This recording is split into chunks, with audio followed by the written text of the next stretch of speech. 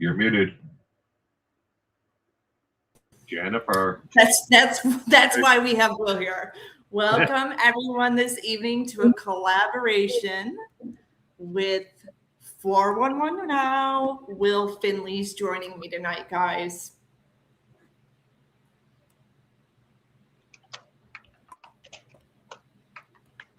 Letting some people come in. Hello. All right, guys. So tonight we are going to the best of our ability, answer the questions that you have in regards to the Watts case. If you don't know Will, my guest here, he is also a former journalist. So, Will, tell everyone a little bit about your background. Okay, well, I'll start off early on. I studied journalism and political science at Washington State University with a primary concentration in journalism and emphasis on media analysis. And I think they call it a media analysis critique now. So in case anybody wants to look it up. Most of the time before I started YouTube, I worked in an adjacent media platform.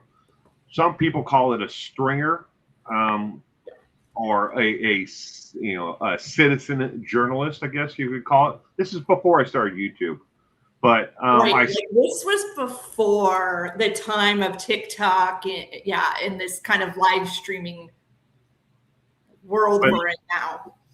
Yeah, credited work. I've done, four actual complete documentaries. I did with Lifetime Network and TLC and Discovery Channel. I've been featured on, Fox, NBC New York, BBC Channel 2, Gemma, at KDXL 106.5. I was a radio DJ there in the morning. I was the weatherman. Right.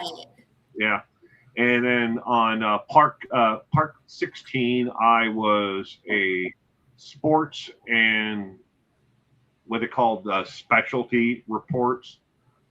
And now my actual on air journalism is nothing compared to Jennifer's. So I mean, I've been there, I've done that, but I'm nowhere near him or had as many people across the world to see me on television or on radio. So, I'll just turn it over to Jennifer to give you some background on where she's come from and how she got here today. Yeah, because today we're combining both of our chats, and we both kind of have a different group of subscribers. So enjoy each other in the chat, have great conversation, be kind to each other. My background, same kind of as Will, studied broadcast journalism, electronic media, and I got my break, I guess you could call it. After college, I went to Fort Myers and I worked at the NBC and ABC station, which is really bizarre. They were in the same building, but competitors. Olga, one of our subs here. Hey, Olga. She's down that way. She knows these channels pretty well. So I spent about 3 years there, moved here to Atlanta, and that's where I started doing digital producing and had the chance to do on air, do more morning show interviews, and had that opportunity to break into more on-air television experience. Took a short break and spent it at a law firm, very boring 6 months of my life, and then went on to Fox, the local Fox Atlanta station here, where I worked at the assignment desk, which is, Will knows, it's just like, it's a hustle, and then continued to do digital content, exclusive content like that, and then finished off my career at the Weather Channel and just the digital side of the Weather Channel. A lot of people don't know this. The television station and the website broke apart back in about 2017. and IBM purchased just the digital media part of the Weather Channel. So everyone would always say, do you know Jim Cantori? And I'm like, no, we don't work in the same building anymore. Is every person who works at a desk doomed to get a neck hump? Not if you do this. No, skip that. So then I was diagnosed with MS and then breast cancer shortly after that. And that became an end to my career. And here I am on YouTube. So Jennifer, I found Will on YouTube and we clicked. We hit it off right away. So I've been begging him to collaborate for some time now. You said that iHeart Radio, television, the media company? No, IBM, like the computers, purchased like the Weather Channel's website and mobile app.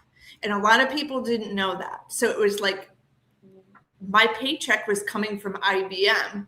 Amazing benefits. Amazing. The challenge was getting video.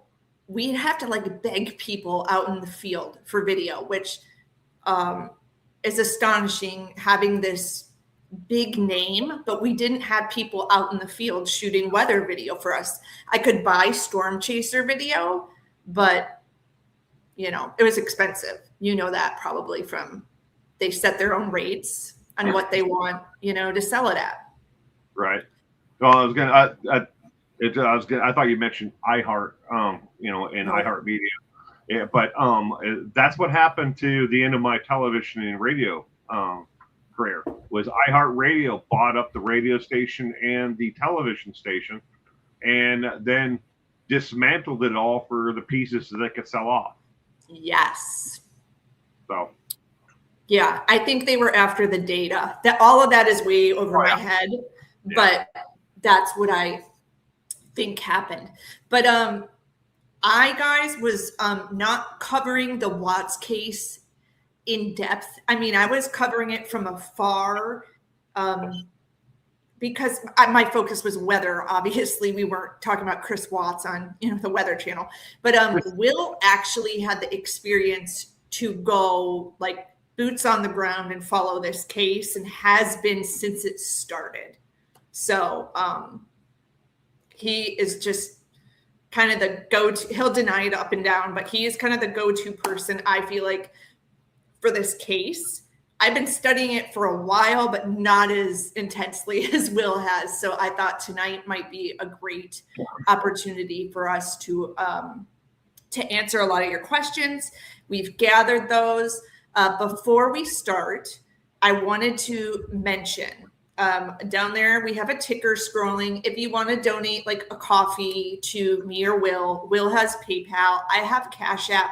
But if you want to donate to the victims, please directly donate to the Lupus Foundation or Missing and Exploited Children. I want to play a clip for you where Sandy herself says that's where she wants the money to go.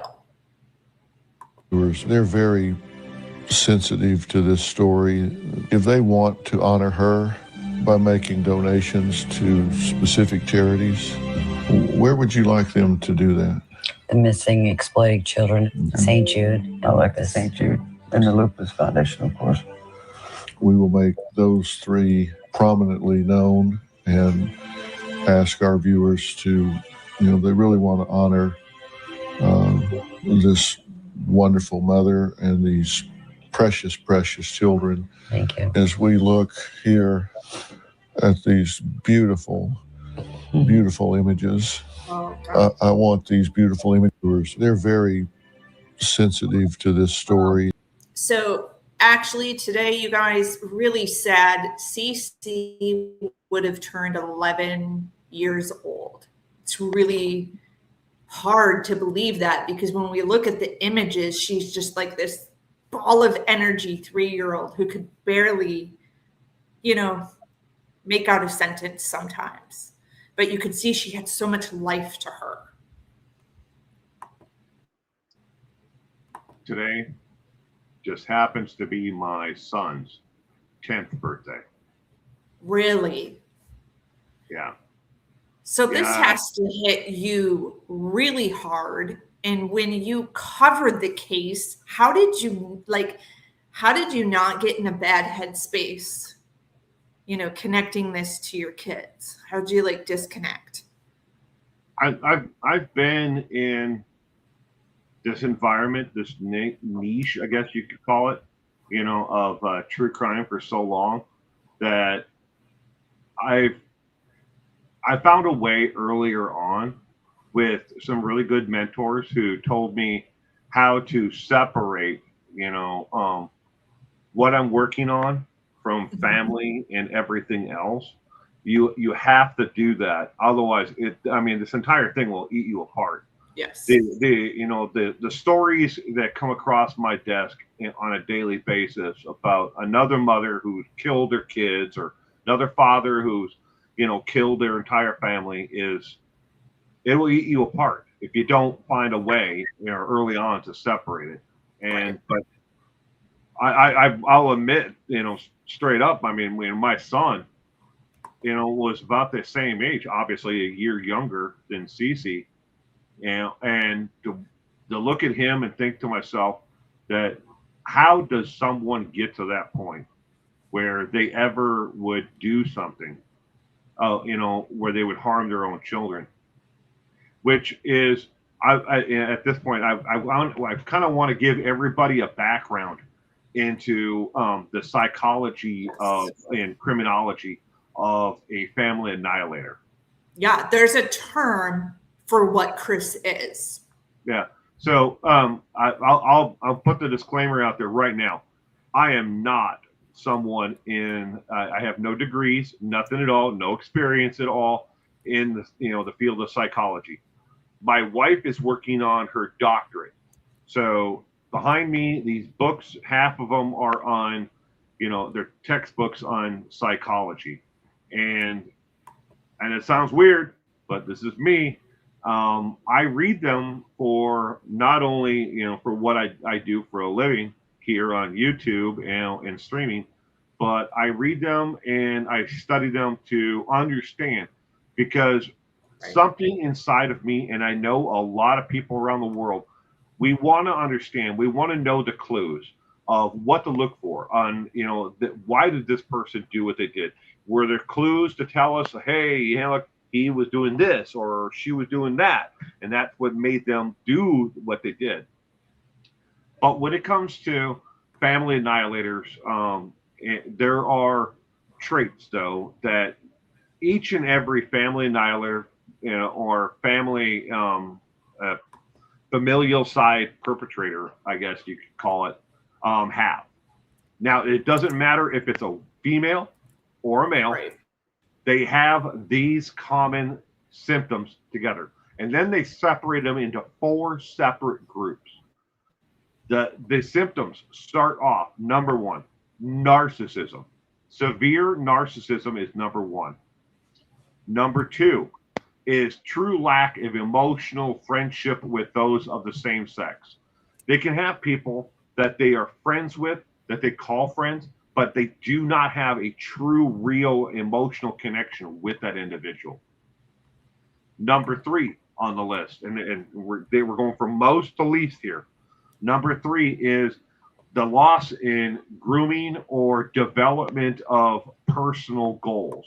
Either they have an outwardly, expression, like they'll take really good care of themselves physically, build up body mass, muscles, go to the, do physical fitness, constantly, but they leave their emotional, baggage and everything else right there with them, and they make that as part of their strength, and they forget their development as an individual.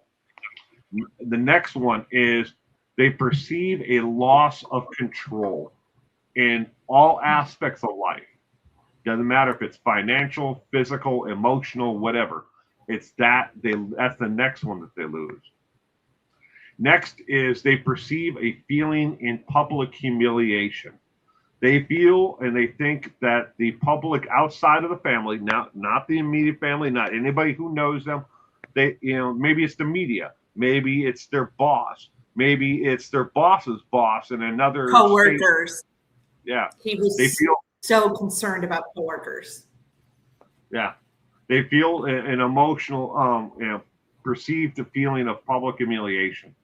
Next one is more for men than for women itself. So I'm going to phrase it more, and they do get a little bit graphic. And I'm trying to make this PC. All right, so As much as we can. so I'm going to give this because we're here to talk about Christopher Watts and what and the background and what Christopher Watts did is they are unable to get sexually aroused or stay sexually aroused. So again, I'm rephrasing that for a man in Christopher Watts' situation, but obviously it can happen for a woman as well. And you can understand, all the ladies out there, you can understand. It's like something just clicks off in their mind, both men and women, where they're just not able to, maintain, in a certain, level of arousedness. Next is overwhelming shame within the home. They feel that they are the lowest of the lowest within their immediate household. Next is emasculation by either their domestic partner or a parent. Yeah, the parent doesn't even have to live there, doesn't have to be in the home, doesn't have to even talk to them. They could have been years since they talked to them, or a week or a day, but they feel that they're emasculated. Yeah. So it could be like something that happened when you were a teenager and you carry it with you and you're like traumatized by it and don't even have to have that daily contact. That's pretty crazy. Right. Yeah. And it can actually happen earlier than a teenager. It can happen as a child. They carry that baggage with them.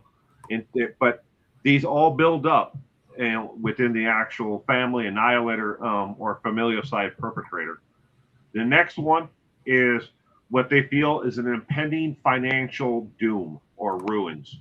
They're right on the edge and they've been skating by for so long and they cannot keep on anymore. They feel that emotional, damage is coming. And last but not least is family breakdown.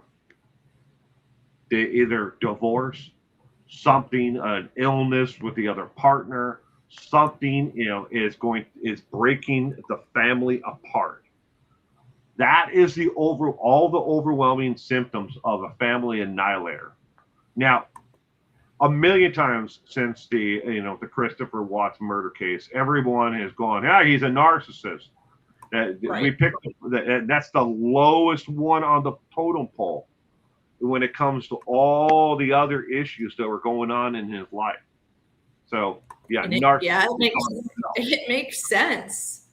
Right. Yeah, I mean, I'll be the first one to admit there's times where I've looked at this case and I say, is he really a narcissist? Because everyone says how caring he was, and even the coworkers said he was the first person to jump out and say, hey, I'll help out with this. I don't mind, talking to you on the phone on the weekend, or help out, watch the kids while all of you are, socializing for your business or whatever. But we have different levels and terms for narcissist as well too. So right. And narcissism is one of the main traits of a sociopath. And when you look at the definition of a sociopath, each and every one of the ones that I just read, you can check off for a sociopath as well. You absolutely can check everything off on that list you read. Even the sexual stuff, we really don't know what happened between him and Nicole Kessinger, if he had issues in the bedroom. I mean, just because he was having an affair, it didn't mean it was working, right? I mean, sure, they said they had sex, but I mean, everything you listed, Will, I feel like you could check off for him. It's crazy. Right. So quickly, I'm going to tell everyone just what the 4 different groups, according to criminologists and psychotherapists, are. All right. So I'm not going to go into, because I've got it right here. It's 12 and a half pages. Right. We've got other things to do with our lives after this. So there are the four groups are the self-righteous. These ones they blame the mother of the family, the wife, Shanann he would have blamed her. The next group is the disappointment. They believe that they are a disappointment to the family and they have let the family down. Next, number 3 is anatomic. These perpetrators believe that the family is the primary reason for their economic failure and unable to thrive and succeed. And number 4 is the paranoid. Now, when it comes to Christopher Watts and other family annihilators like John List and so on, and there's some really good examples, and I'll give you some here in a minute. But they don't you can't pigeonhole them in each and every one of those 4. They may share qualities or traits in each and every one of the 4, or just 1 or just 2. But other serial killer, not serial killers, but family annihilators that people are not aware of or maybe remember is Stephen Supple in 2008 killed his entire family. WWE, WWF wrestler Chris Benoit, who has been completely scrubbed from the record books for them. He killed his entire family in 2007. William Parnett in 2009. Michael Haight in 2023. Sherry Fuller in 2012. Marty Bergen in 1900. But how about Jack Owen Spillman and John List? They both murdered their entire families and then had an exit strategy where John List actually followed through, where he ran away and changed his name.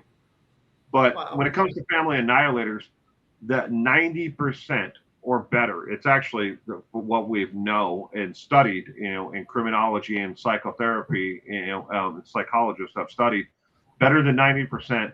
The family annihilator is the last person, the last victim. They kill everybody close to them, and then they take their own lives. So in the media, you'll see them instead of being as popular or as well known as Christopher Watts, that you'll hear it as a murder suicide. So, right. All right. I think at this point we've waited long enough to get to our questions. I think it's great.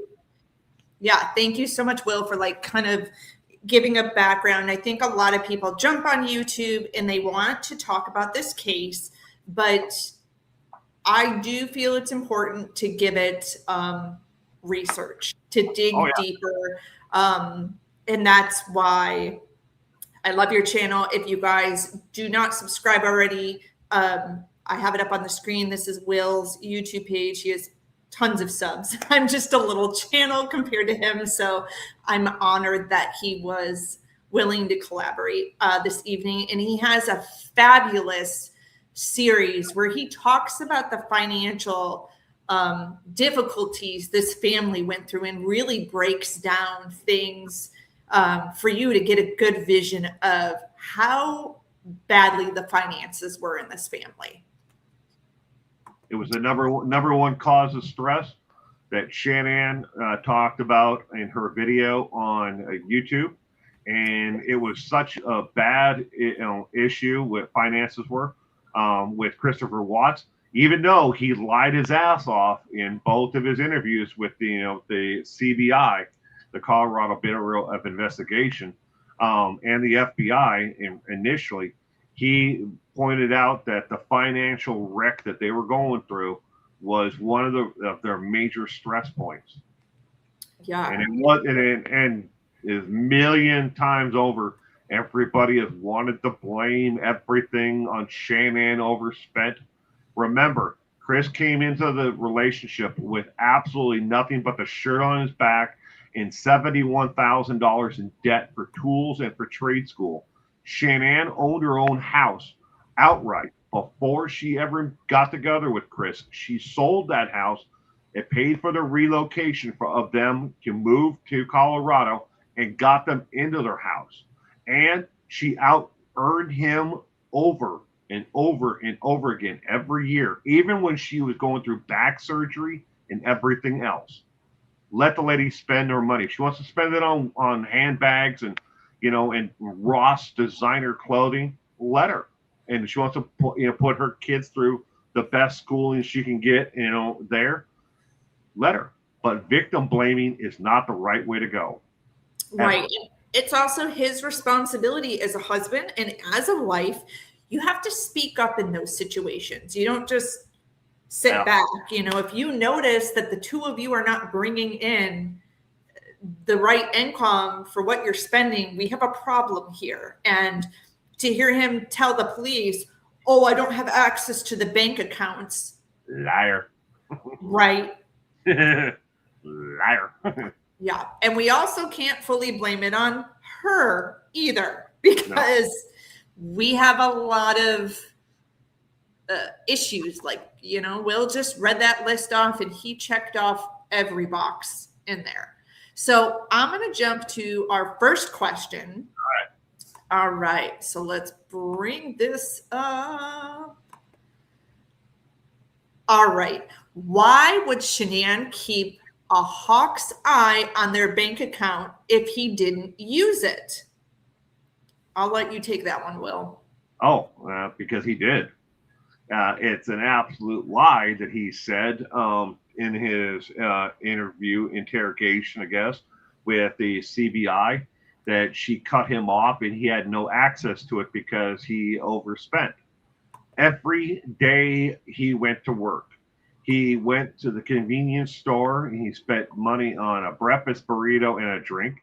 And every day, if he wasn't there at the convenience store, and this is all well documented by CCTV, if he didn't go there, he went to McDonald's.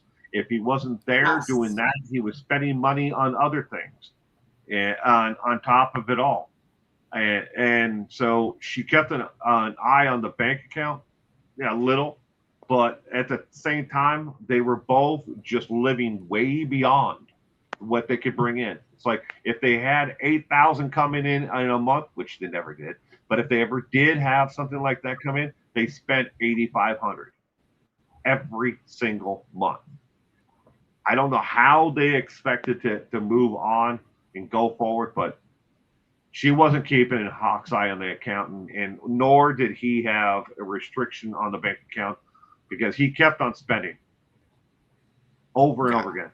And God, when she was back, home, and he was out on vacation with Nicole Kissinger, he paid for everything for them to go on their little trip. So he went to the bank. Yeah. Yep. And also, you bring up a point about him lying. Like the night he went out with Nicole Kissinger, he's the one who was able to access the debit card and get cash back to pay the babysitter with cash. Yeah. So, and like you said, you do see that video of him going to get those breakfast burritos. And I know it might just be $5 every morning, but it starts to add up. Well, you do that, 5 days a week. Yeah. And then you start getting lunch and, and all these things. Yeah. All right. Another one of our questions. And just so y'all know, I pulled these word for word. I left, even if there's misspelling or punctuations, because I wanted to make sure we have the questions exactly the way they were asked. So this person says, I kind of feel like this is none of our businesses, but how in debt were they? Shanann would not want the world to know all of that private stuff. So please explain why you felt the reason that you needed to make a 3-part video series. It seems really cruel to do. Let the dead be. Yeah. And I've said it before, and I'll say it a million times over. It was the number one stressor that both of them talked about. Chris not only mentioned it during his interrogation, his lies during his interrogation, but he also mentioned it to coworkers. He mentioned it to his parents. that they were so in debt, and she mentioned it to her friend Nicole Atkins. She made a video about it and posted it on Facebook that they were so in debt. She did make that video shortly thereafter private, but she did make a video about it in the kitchen, standing there while she was making Chris his chicken and something that he was supposed to be eating and taking to work, but he was eating fast food and then working out even more because he knew he was going to become a fat body like he is now. The craziest thing to me is the night, I swear, and correct me if I'm wrong, Will, but didn't he tell investigators or during the interrogation he packed a lunch that morning? Yeah, he did. He told the investigators that Shanann had made him his normal lunch, and then he didn't know that they were missing until Nicole Atkins had reached out to him. Right. Like, really? You and then I remember him also saying, while he was driving in the car after he left the oil field, he started to think to himself, did I lock Dieter up? Like, that's what you're thinking? Crazy. Right. I'll also just I'll piggyback off that, Will, and just say, as brutally honest as this is, and a lot of people don't like it, the fact is, when you do something in your life and then you become a part of an investigation, that stuff becomes public. So unfortunately, Shanann's finances did become public. Text messages become public. So I always like to tell people, if you don't want it out there, don't say it. Don't post it. Yeah. Don't do it. Because God forbid you become a part of some type of criminal investigation. Someone you're texting is involved in something. That text message between you and that person become public in court one day. So, moving on to our next. Everybody thinks that you send a text message and if you delete it, yes, right, it's gone. We'll take some of these questions in chat a little bit later. I just want to let you know, we see them and we will get to them. Chris actually thought he'd get away with it. What about the girls and why the oil tanks?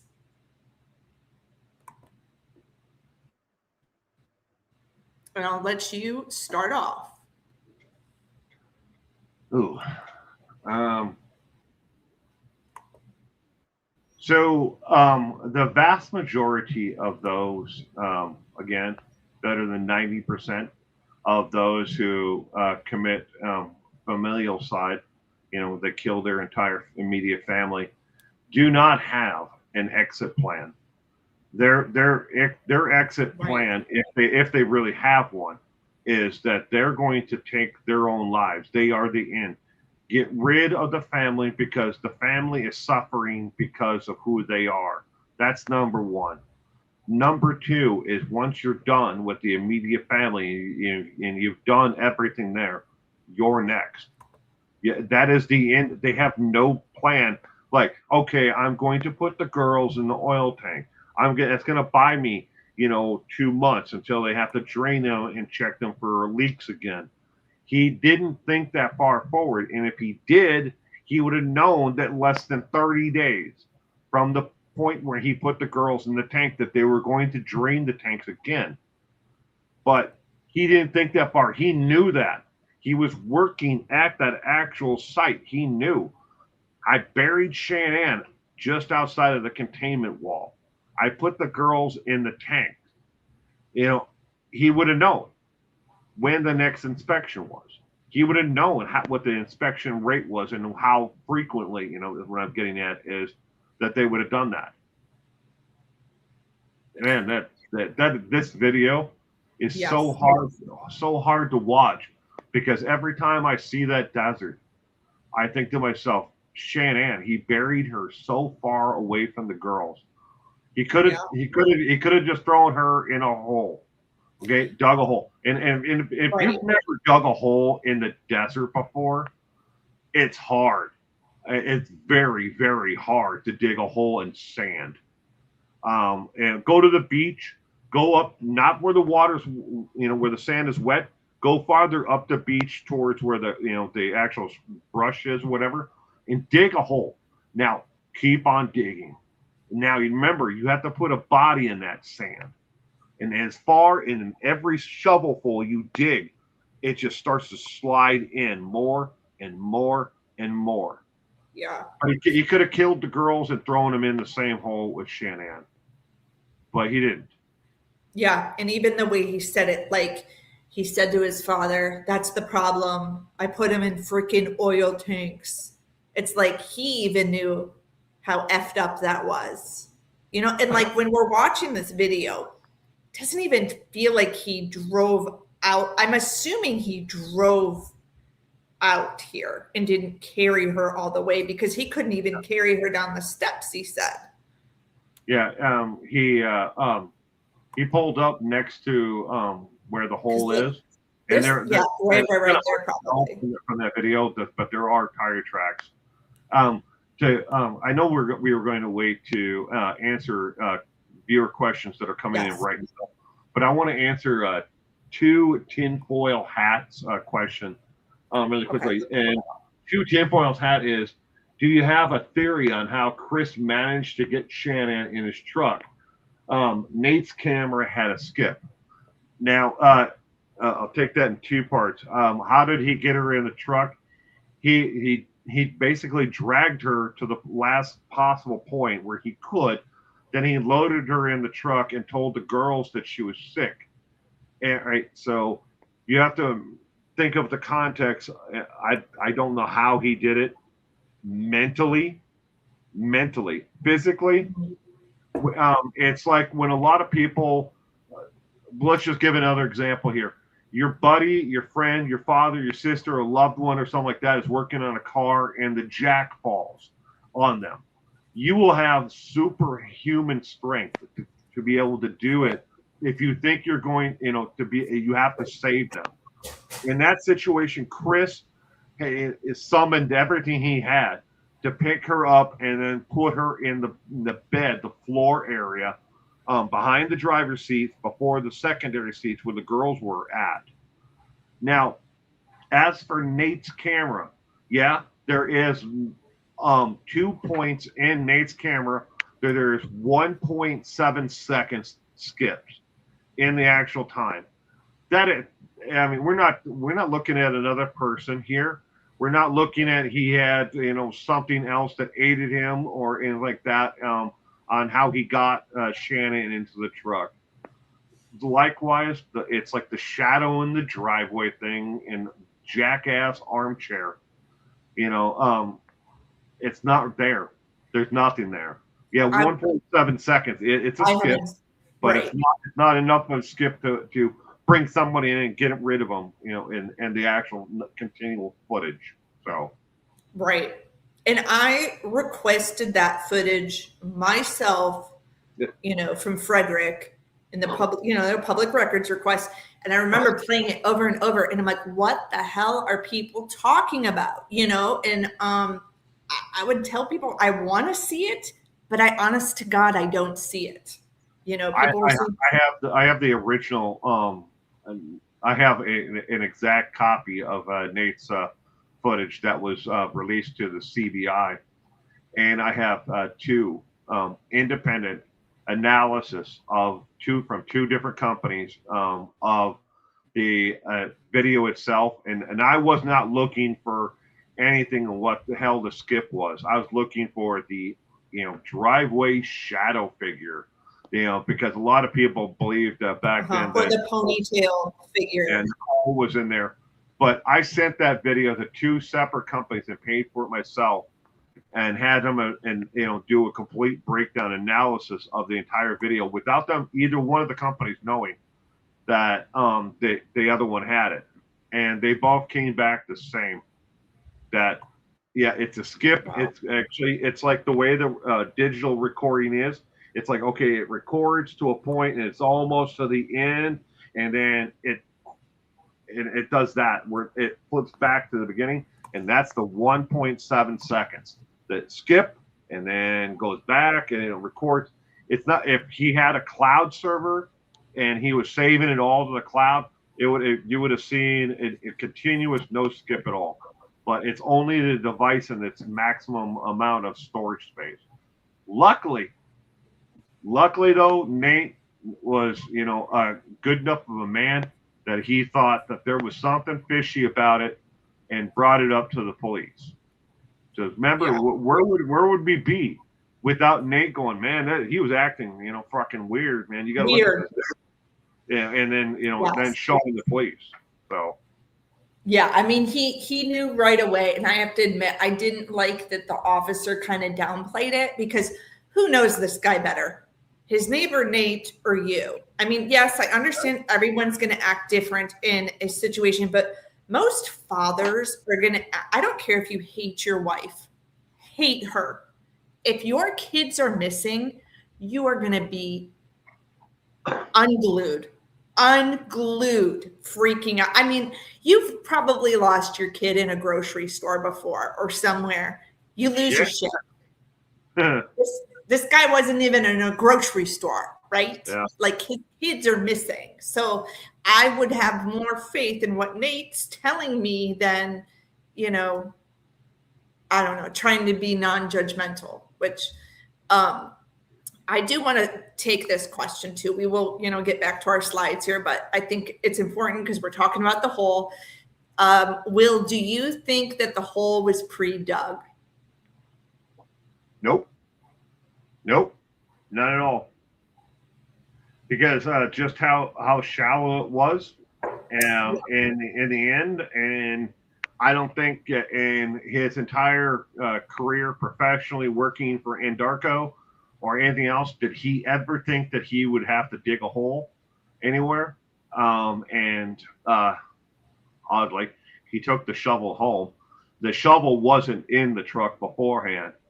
It was a shovel that is used and I've worked in the fertilizer industry. And so the tanks themselves, I know those size of tanks and what they are, what they can hold in them, and what the containment area is like. So I have firsthand experience in that. And the shovel that he used was basically for, in case there's like a spill, they have dry clean, like you'd use for spilling oil in your driveway. You would use it for that, to spread it around on top of the spill, a small spill. But if one of those tanks ever was to burst, it would flood that entire thing and out in immediate, like an hour and a half. It would fill the whole thing, unless it was like a major, like the hatch came off or something like that, and then it'd be a lot quicker. But that's where the shovel came from. He did not have it in the truck beforehand. I can say that with confidence because the day of the actual, he killed his family and got rid of them. He went to the convenience store again, got his breakfast burrito and his Monster Energy drink, and his truck is parked outside of it, and you can see in the background through the window that the shovel is not there. But when he shows up at the house after Nicole Atkins called the police and he shows up, the shovel is there in the background, in the back of his truck. Well, you can see the handle of it. You can't say maybe it was a rake, but he wouldn't have had a rake ever, for his job. But they have shovels. And he took a really long time getting back to the house. And we know from later finding out he actually disposed of the blankies and his clothes in a dumpster. Yeah. I believe it was in the neighborhood where some construction was going on. And unfortunately, those items were never recovered. I mean, I don't know if the family would want that blanket. Well, I can guarantee the Rouge checks don't want it. Right. I mean, but the Twisted Watts family probably does. Yeah, So, and he, because I remember Nicole kept saying that was 45 minutes ago. He said he'd be here 5 minutes ago. Well, that's because he was like panicking, figuring out what the hell do I do with this shit. So we know he probably also rearranged some stuff in his truck and cleaned it a little bit. A little, but unfortunately, though, when his truck was brought in for inventory, and there's pictures of the entire situation where they actually inventoried the truck. I don't know if they're still online, but they were back then.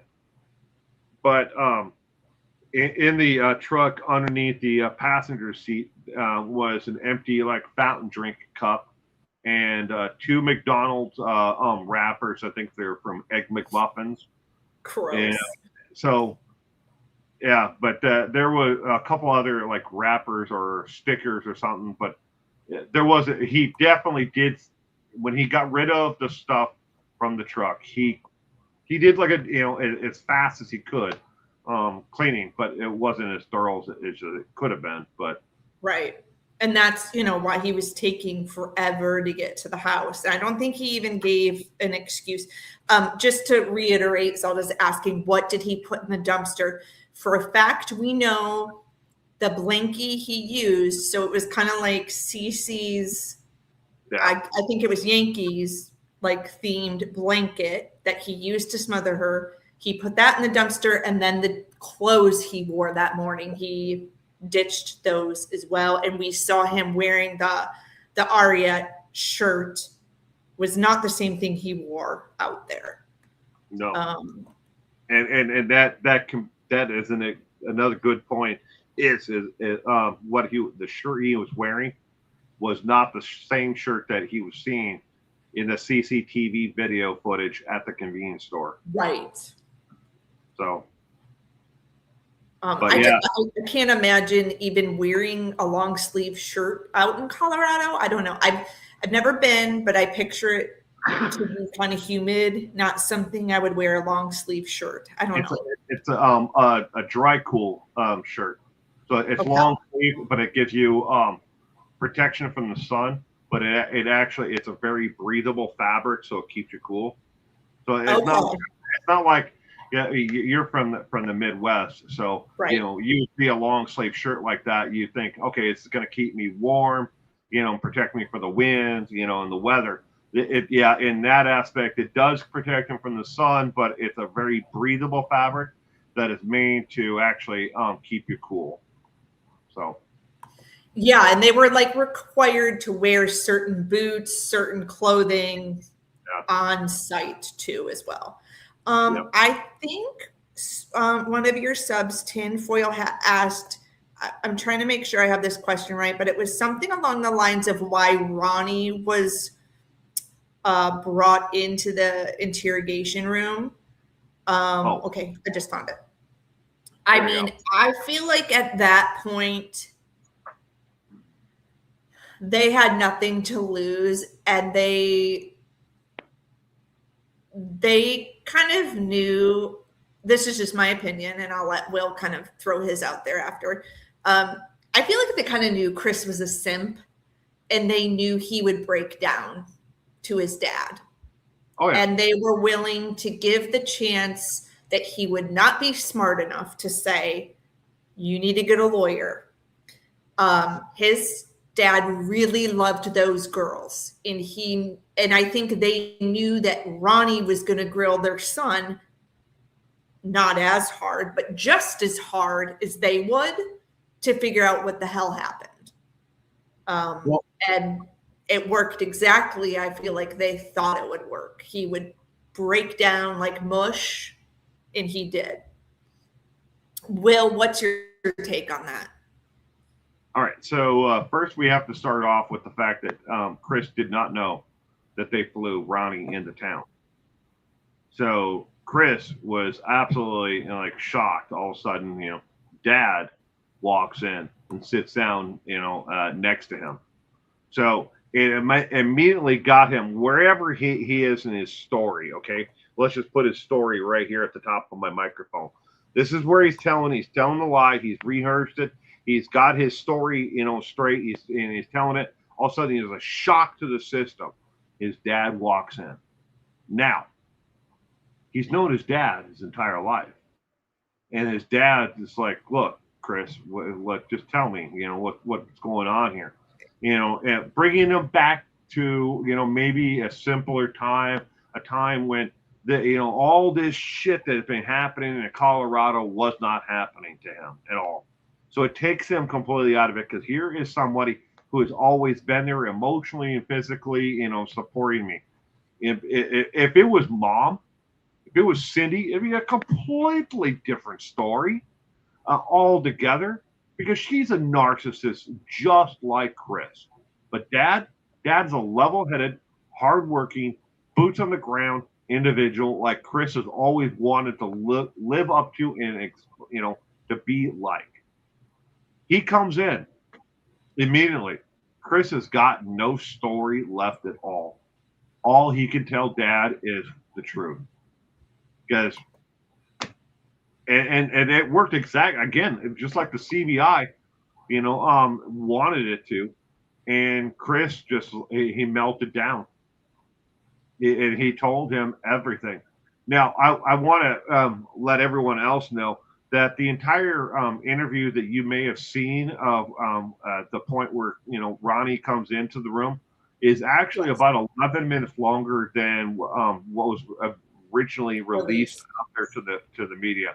And that's just Chris, basically bawling like a freaking little baby and snot bubbles and everything else.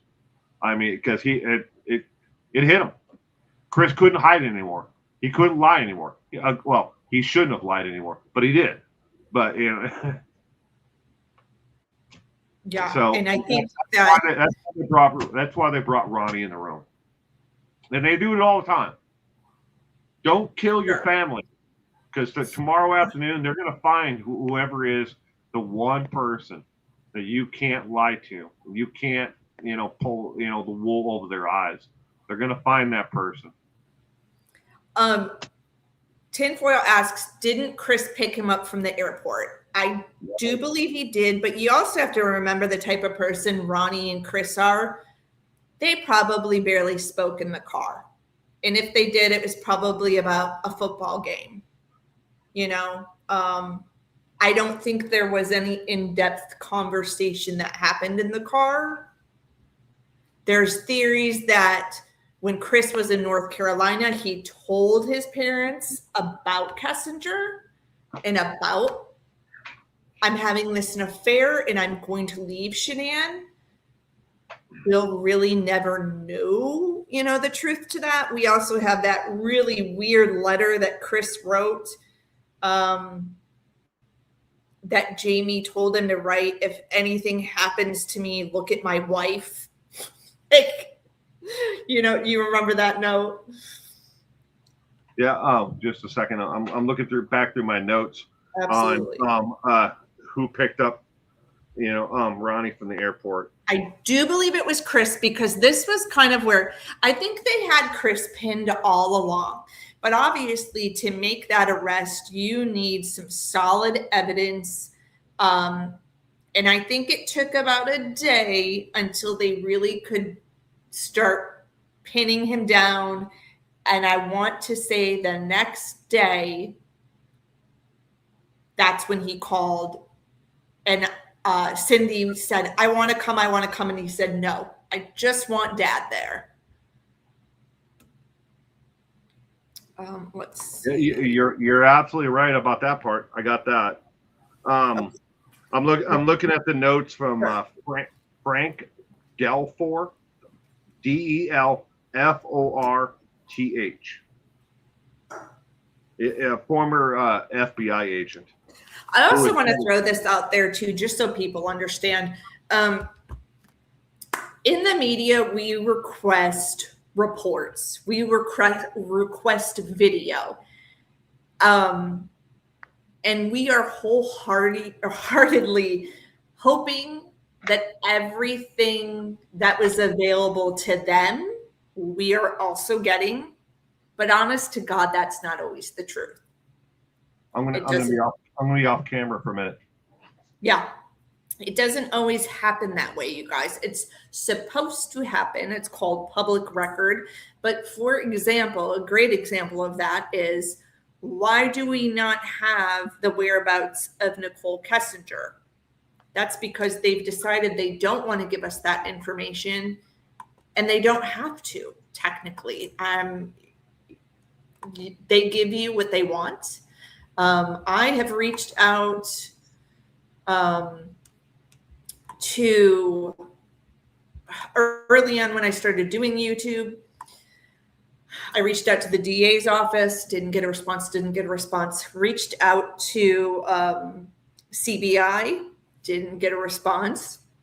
And then I took it a little higher and reached out to the state of Colorado, and they pretty much told me, because DA Rourke is an elected official, he's allowed to do what he wants. So they told me they don't get involved with, they let county by county handle things the way they want to. And pretty much they told me, in a kind way, a professional way, that you're shit out of luck. If DA Rourke doesn't want to release the info to you, he doesn't have to. So that's where I got with that when I was trying to find out, why did Nicole Kessinger ping at the house at 6:15? And that is just something that they can leave out if they want to. Yeah, if it doesn't lead anywhere, they'll leave it out. They won't follow it, and they won't put it in there. All right, so I found what we're looking for. Yes, Chris did pick him up from the airport, but he did not know that they were going to bring him into the interrogation room. This is in the official report from a former FBI agent, Delforth. I think, I don't know how to pronounce people's names. I'm terrible at it. I'm lucky I pronounce my own last name. I was never good at that. That's why I didn't want to do anchoring, because I was not good with last names. So Chris did not know that they had went and picked him back up and he was going to be part of the conversation. He thought Chris voluntarily came in, okay, right, to speak with them. So on that actual day, so yes, he knew his dad was there, but he did not think that his dad would be part of it. Again, and go back to, I'm trying to flip back to, this is page 15 in the actual report, where he's talking about he goes, next chapter, ... and then he talks about him bringing him to the house because he needed help with the search for the family, and then Delforth does not talk of, it's kind of weird. If you ever read an FBI report before, it's a lot of police. Oh my God! It's not that they leave things out. It's they don't speak in legalese, and a lot of times they'll talk about, like, I'm talking to this person, and they will refer to a number instead of a person's name. It's like number two, so you have to go back to the beginning. Who the hell's number two? So yeah, and then that shortly thereafter is when Chris actually asked for legal counsel, but did not invoke rights to an attorney. All right. I think he thought he was. I'm sorry, Jennifer, I missed that.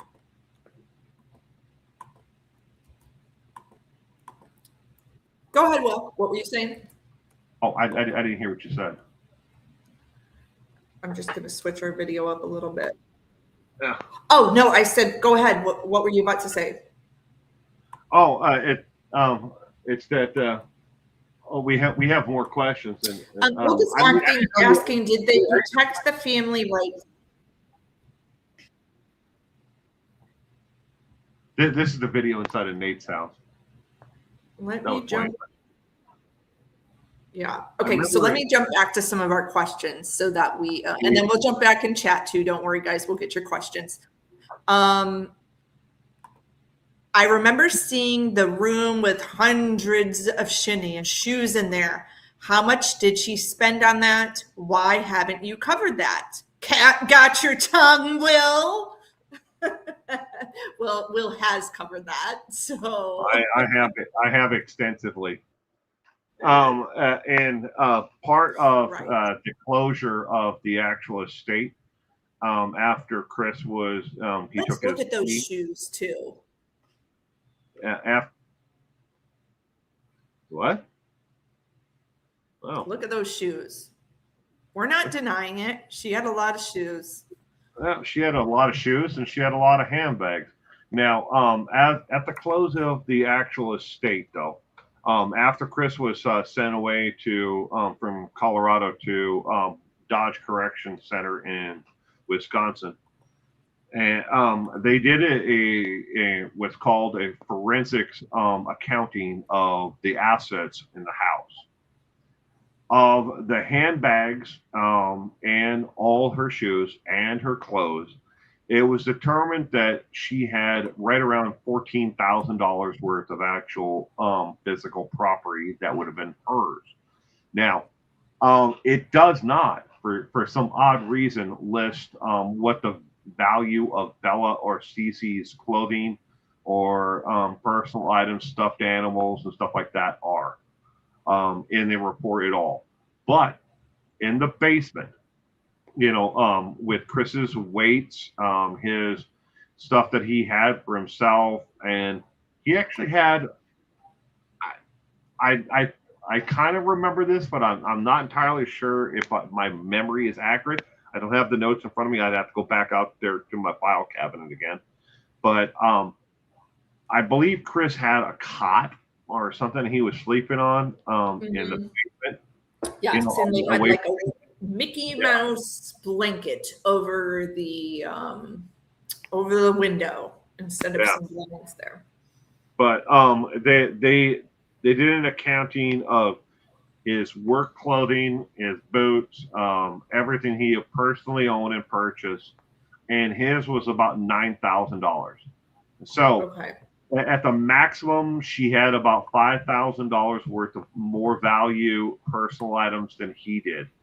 And a lot of what she purchased, the shoes, the coats, the clothing, the handbags and stuff like that, she shopped at Ross a lot, an awful lot, especially for the girls.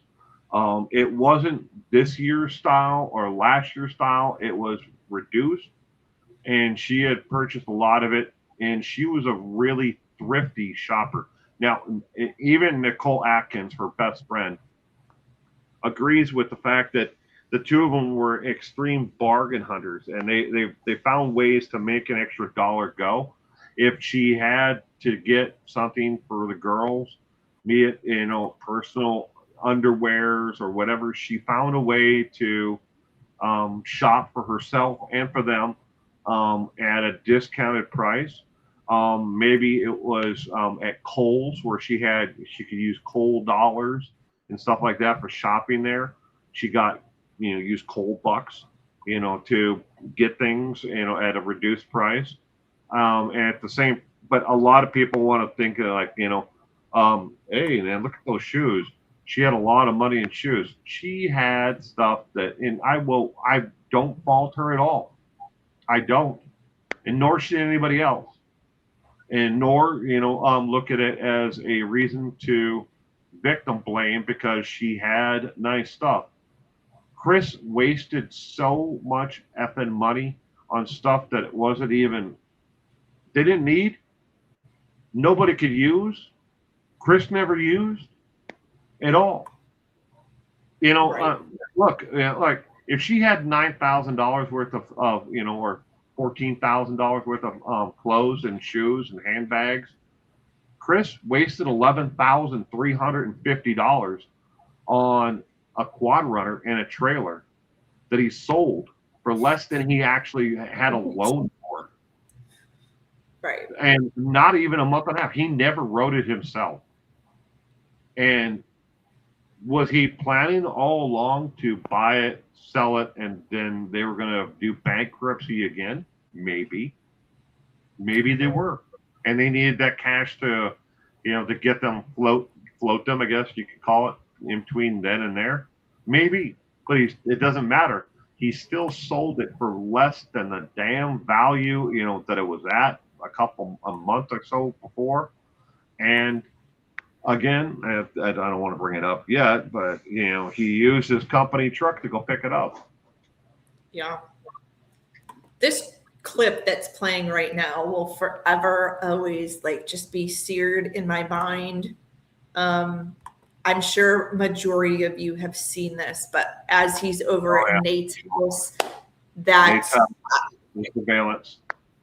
There's a fetus there, and then there's a skull dripping in oil. What are the odds of that popping up? I'm sure most people have seen this clip that we're talking about. But yes, Will, if you go to his page, he has done extensive videos on the debts and the spending. And let's just be honest here. We had two grown adults overspending. They were overspending. Yep. I'm not going to give her a free pass. I think she had good intentions, thinking, okay, one day I'll pay this off. I mean, we all do. Sometimes we go on vacation and we say to ourselves, oh, well, I'll pay this off in 2 months or da-da-da-da. I think the intentions were there, but it just didn't happen. She had I'll add to that. She had good intentions, and what she spent money on, it wasn't just Thrive products. And so many people want to point out that she had so many boxes and bins of things in the basement of products that she was buying and she was wasting her money on. You've never been in a pyramid scheme if you want to point that kind of stupidity out. It's like the stock market. You buy low, you sell high. Right. And that's what she was doing. She was buying it, then she was marking it back up when either the product was discontinued and she could move it on to another customer. So, I mean, yeah, she was in a pyramid scheme, and everybody knows it. Thrive knows it. Everybody knows it. If you've ever been anywhere near Amway or any of these other companies, it's a pyramid scheme. But it brought in money, and she really was bringing the money, because I have copies of their tax returns.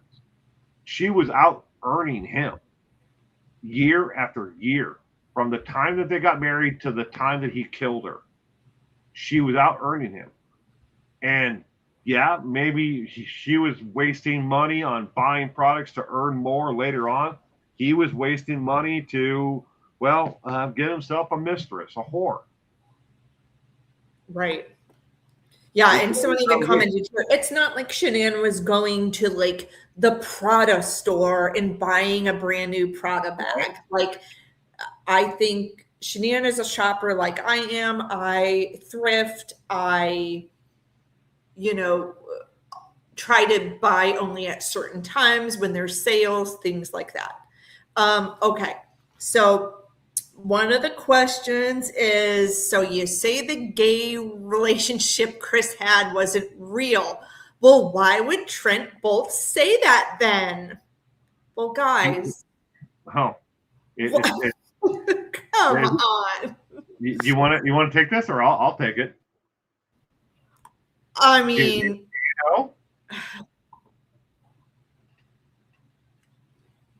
attention is the best thing I can come up with. I mean, people do crazy shit for attention.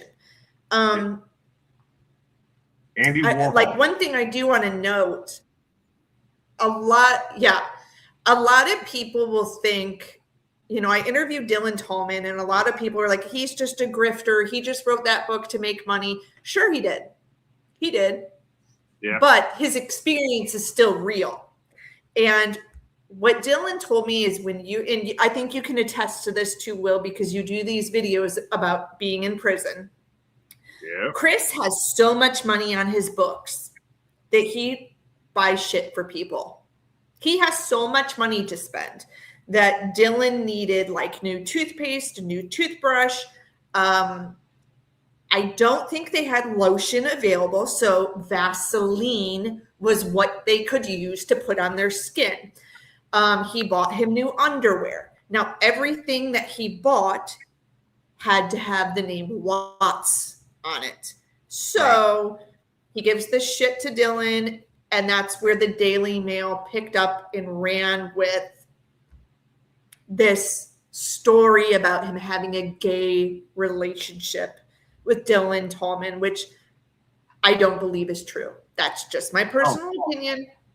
And I do not believe this stuff with Trent Bolt is true either. No. All right. So the story with Trent Bowles is that he supposedly met Christopher Watts before the murder on a like Tinder or something for just for men who are looking to have a relationship.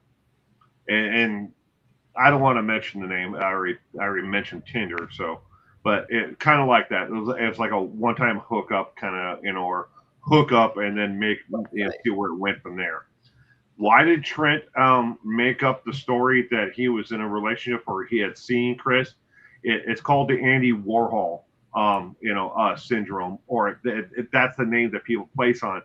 He was looking for his 60 seconds of fame, and he was chasing that until the law enforcement showed up and they questioned him, and he immediately took it all back. Right. And we also had the girl, Amanda, I think her name was Amanda McMahon, who also said that she met with Chris at a Chick-fil-A. Investigators brought her in, and you can tell that once she got there, you can tell she's feeling a little uncomfortable. And then, of course, she could later say something like, oh, well, he looked like Chris. So I think, like you said, these people are looking for 10 minutes of fame. And in this day and age, I mean, not back in 2018, but this day and age, you go out there with a story like that and people will be like subscribing to your TikTok and all that crap. Oh, yeah. Well, and like, to all the ladies out there, where there's smoke, there's fire. And if you think that, and Nicole Atkins, Shannon's best friend, she knew something was fucking going on. Sorry for my swearing, but she knew something was going on, and she didn't believe his story then. She didn't believe it later on. She don't believe it now. Nobody does. But she was the first one that said when Shannon texted her and said, "I don't think he loves me anymore." Nicole knew. Atkins, not Kessinger. Nicole Atkins knew. Where there's smoke, there's fire. Yeah. So a lot of it fit. If he's not in love with my best friend, he's not here to protect her anymore and do everything that he said he was going to do for from death to us part. There's something there, and she told authorities about that, and that's in her statement. Is that I don't think that he's being honest with you about if he has another relationship out there. And that sent authorities looking for these people. And then, of course, Trent Bowles popped up and these other, I think there was actually 3 ladies total who said that they met him on it or saw him on it. But, all right. Yeah. So this is a question I actually had for Will because we were talking about family annihilators. And I know this is really morbid, you guys. And I want to preface by saying Dieter is fine. He lives with Shanann's family still. And Frankie has his own YouTube page and he posts about Dieter. He just had a birthday recently. Okay. So I asked Will, why didn't Chris kill Dieter? Because technically he's part of the family, right? He's part of that family unit. So I was shocked that Chris didn't do something to Dieter as well. He didn't see him as part of the family. He's a disposable unit that you can get rid of him today or get rid of him tomorrow and nobody would care. And he didn't care during the entire thing. Dieter was nothing. And I mean, there's better PC ways to put it. Right. But I know an awful lot of people like that, where cats, dogs, birds, gerbils, whatever it might be. They're not. They have no human. They don't put any human emotions to them. They are nothing. They're not a family member. They're not. They're just disposable. If I don't like the way that this animal, this cat, this dog is behaving tomorrow, I'll just get rid of it. And that's why Chris didn't care about Dieter and didn't do anything to Dieter. Thank God, for Dieter. And I have to preface that with, I have had a lot of dogs and a lot of cats. And I've got a lot of cats now. I seem to collect them like Lucky Charms now. But they're all part of my family, and they mean just as much to me as my family. I mean, but there are people out there that we all have to admit. Everybody that's lived on this earth at all. I mean, you've met these people. It's like, I got a dog, or my mom and I is growing up. You meet a new friend, you have a dog. It's like, when does your dog eat? You don't. Right. I mean, your dog looks like it hasn't eaten in fucking 12 years. I mean, feed the dog. Why are you all eating? But again, one thing I always think of too, and I don't know if anyone else always thinks of this when you think of this case. Chris told investigators he was with Nicole Kessinger and stayed the night at her house almost every night. Yeah. And I'm like, so what did you do? Came home, because it sounds like they created Dieter, because they keep saying like, did I create him or something? So would you come home from work, let him out to go pee, and then lock him right back up in the crate? Like, that is so, I mean, what he did to his family is very cruel. Don't get me wrong. But to think about the animal locked up, and Nicole knowing the animal's locked up and she was okay with it, is weird to me. Instead of being like, just bring your dog over, right? Like, if she's a dog person, why not bring the dog over? And then they never mention anything about him bringing the dog over or them going to the dog park together or anything like that. I always found that really bizarre, personally, that she would just be like, oh yeah, his dog's locked up all day, and then he comes over to my house every night. Well, yeah, because I guess we're actually lucky in the fact that he remembered to even feed Dieter when Shanann and the girls were back back home. Which, Will, he probably did skip going home some nights and let Dieter go to the bathroom in the crate, which is disgusting and horrible to crate. At least let him run around freely, which I'm sure he didn't, because the rules were to crate the dog. And Chris is very got to follow the rules, except for when you annihilate your family. Yeah. So the actual question was from Deadline Crime. Why not take the dog, Dieter, in a car and kill it too? Right. But, yeah. I like that. You had it. But Well, because I figured, you know what, if he was going to do it, I would think he would take Dieter to make it look like Shanann and the girls took Dieter and they ran away. Exactly. That was my thinking. No, I totally understood you know what you're when you phrased the question and you posted it. It's like I was like, yeah, I understand exactly. It's yeah, like, or to like keep the girls home in the car, be like, hey, Dieter's gonna go for a ride with us, and then like throw him in the oil tank. Well, we now so we know the original story, you know, from CBS, you know, affiliate from, you know, Colorado with Chris on the porch, you know, yeah, she didn't take the car, so you know it couldn't make. They had to run away. They disappeared, you know, and they didn't have a car. Somebody took them and left Dieter behind. Because so therefore, I guess maybe that fits, you know, with the story for Chris at that point. But if anybody's ever watched that video of him on the porch, it is scary as hell if you know anything about body language at all.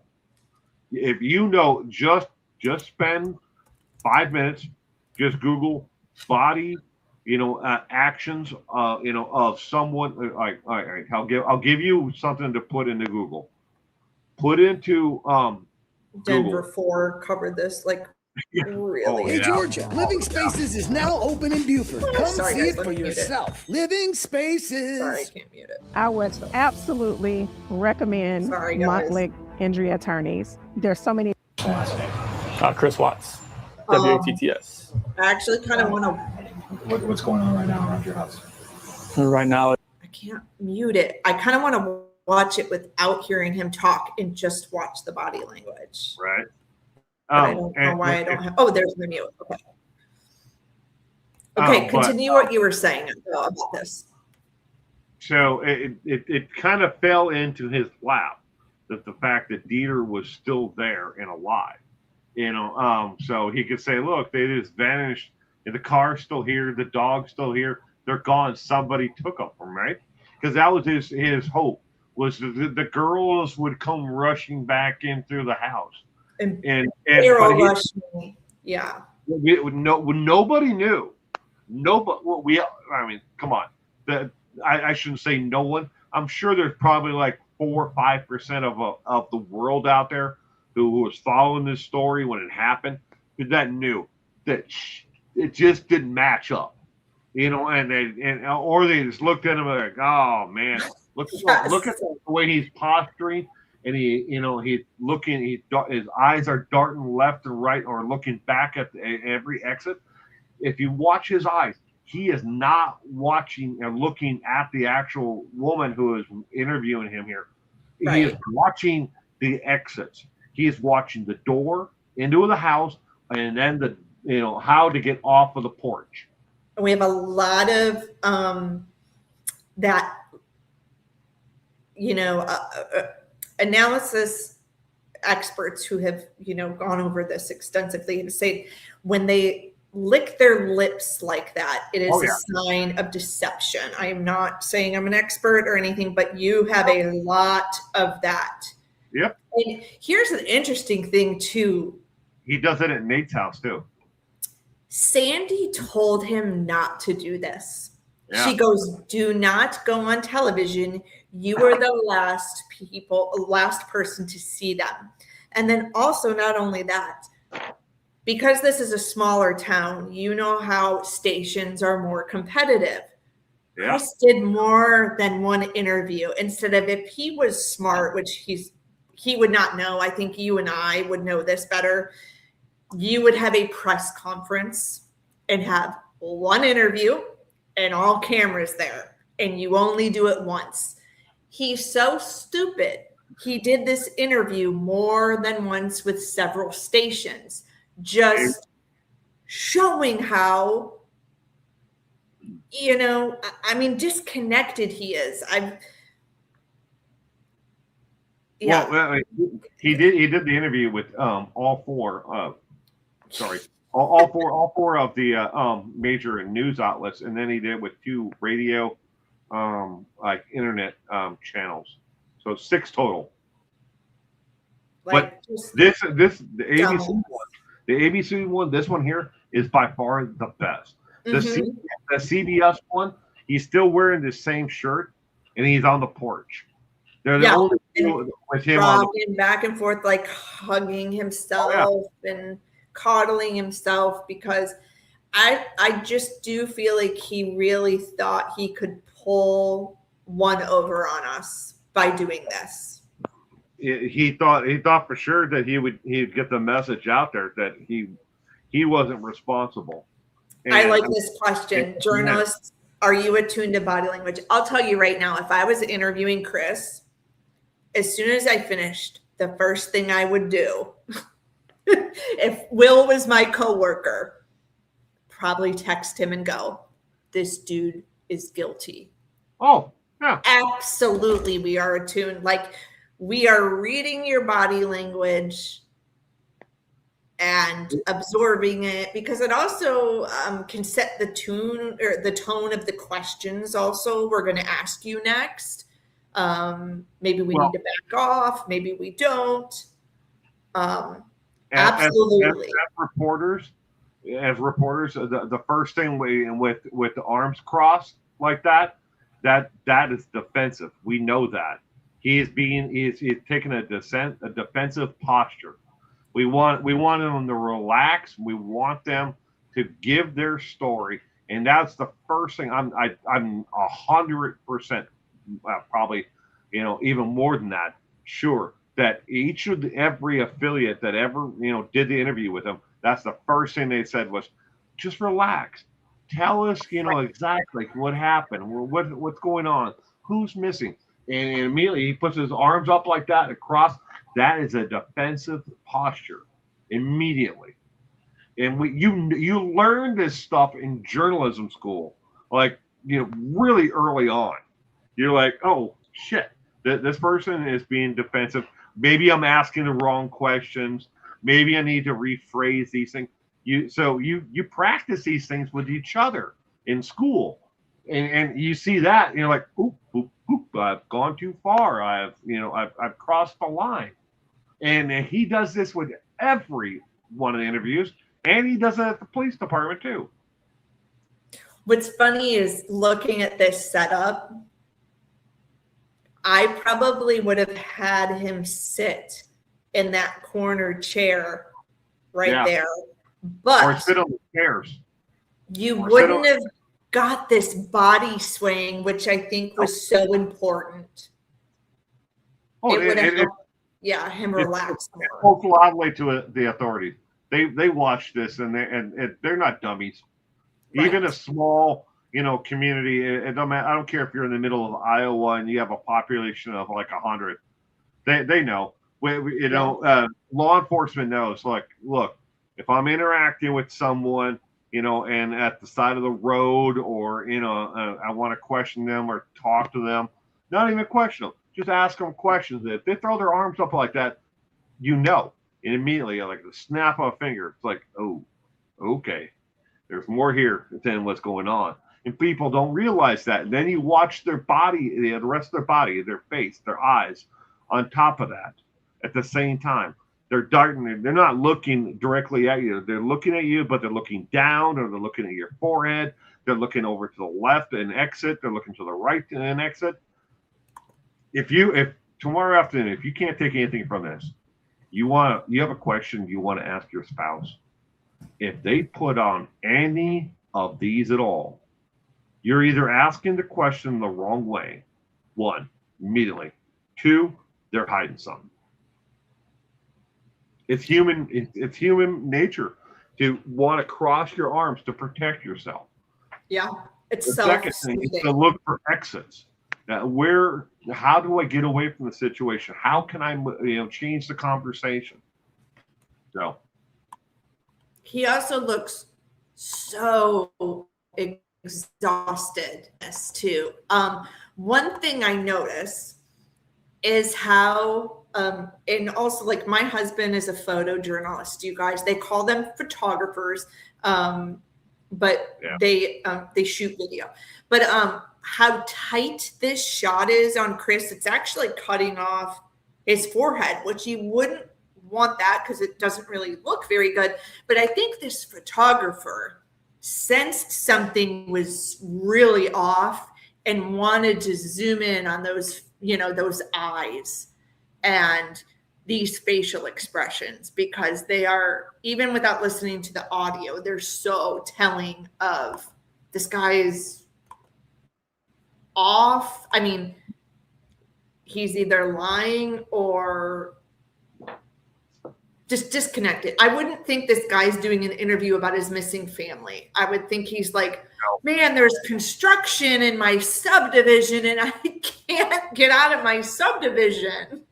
Or there's a UFO. Yes. It's not like, let me tell you about, I came home and my friend's my wife's best friend called me and told me that my entire family's missing. She didn't show up for her ultrasound today. That's not where you would think that if you took this entire video and again, you muted it and then you played it, you would think it was completely something different. But yeah, the location, all of it. All right, so look at how fast he takes this microphone off. Like, usually a person will stand there and wait for the photographer or the reporter to take the mic off for you because, but he is so eager. So eager to get out of this situation. Just watch it. Whoop, taking it off. Ready to get out of the situation.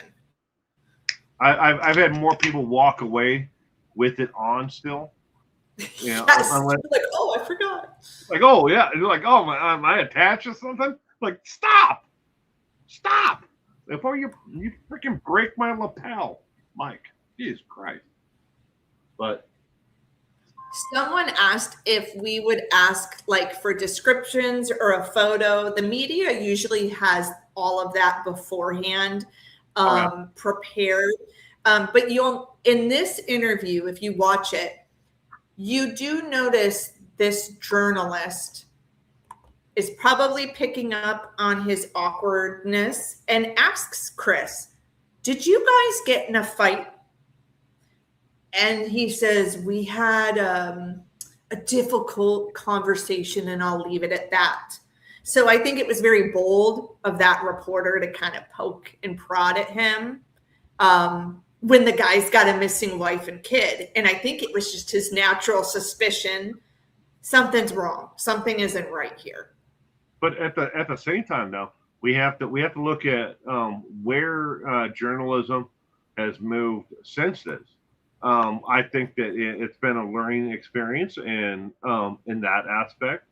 So maybe the next person who has to do another interview like this is not going to necessarily ask the same questions because they've learned and they've studied from the past mistakes. So I look at it that way. Yeah, and I think it's important. A lot of people will criticize, Will and I, why are you still covering this case 8 years later? Oh, because it still matters. If this case, talking about it, gets some person in a bad relationship to think, hey, something's off, I need to talk about it with a therapist, or I need to leave this relationship, then it was worth it to talk about it. Walk away. Yes. And not that Shanann had many signals, but I think she was suspicious. Obviously, we saw the text messages. She was talking to her friends saying, I think there might be someone else. And they were like, no, there wasn't. I always think, and I know this wouldn't happen because you explained that Chris is a narcissist, but imagine if he reached out to someone, a mental health professional, and said, I'm having thoughts of killing my family. Like women do postpartum, might say something along those lines. I'm having trouble, adjusting to this or, whatever it may be. imagine if he was able to speak up and get some help. Just walk away from the situation and let them go. There is no way to stop it. Statistically, No, that makes sense. New Kingsbury University, along with the University of Queensland, Australia, has done the longest and the most in-depth studies of family annihilators, familial-side perpetrators. And the overwhelming answer is just like Spillman and John List. Just to use, I'm going to give you two examples out of I could go on with like at least 20. But if they feel that they are truly being persecuted or they have lost all control, instead of committing suicide, just killing yourself and being done with it. Now, I'll give you two examples of women at the same time. Andrea Yates is a great example, and I'll just leave it at that. And because when it comes to women, a lot of women who are going to probably hear this, they're going to say that there was a lot more emotional damage. Like, men tend to take that emotional damage and they hold it more in themselves. That's why we see more of it from the men. We baggage everything up and then we just let it fester, I guess, inside. Yeah, but that makes a lot of sense. There are a lot of women who do the same thing, or they commit the act and then they stay with the man, and then they wait for them all to take the fall together. But they have plans to kill the man and then themselves too. But when it comes to the familial perpetrators and family annihilators, it's men, and they don't talk to anybody about it. They don't have an outside source, and the women know it. And there's been some kind of abuse, not just emotional. They raised their hand in anger at them at some point. We don't know when it happened in Christopher Watts and Shannon's history. She'd never talked to Nicole Atkins about it. But I guarantee you, at some point, he raised his hand in anger and hit her. Not like, I'm going to hit you, or no, not like that. He actually did it.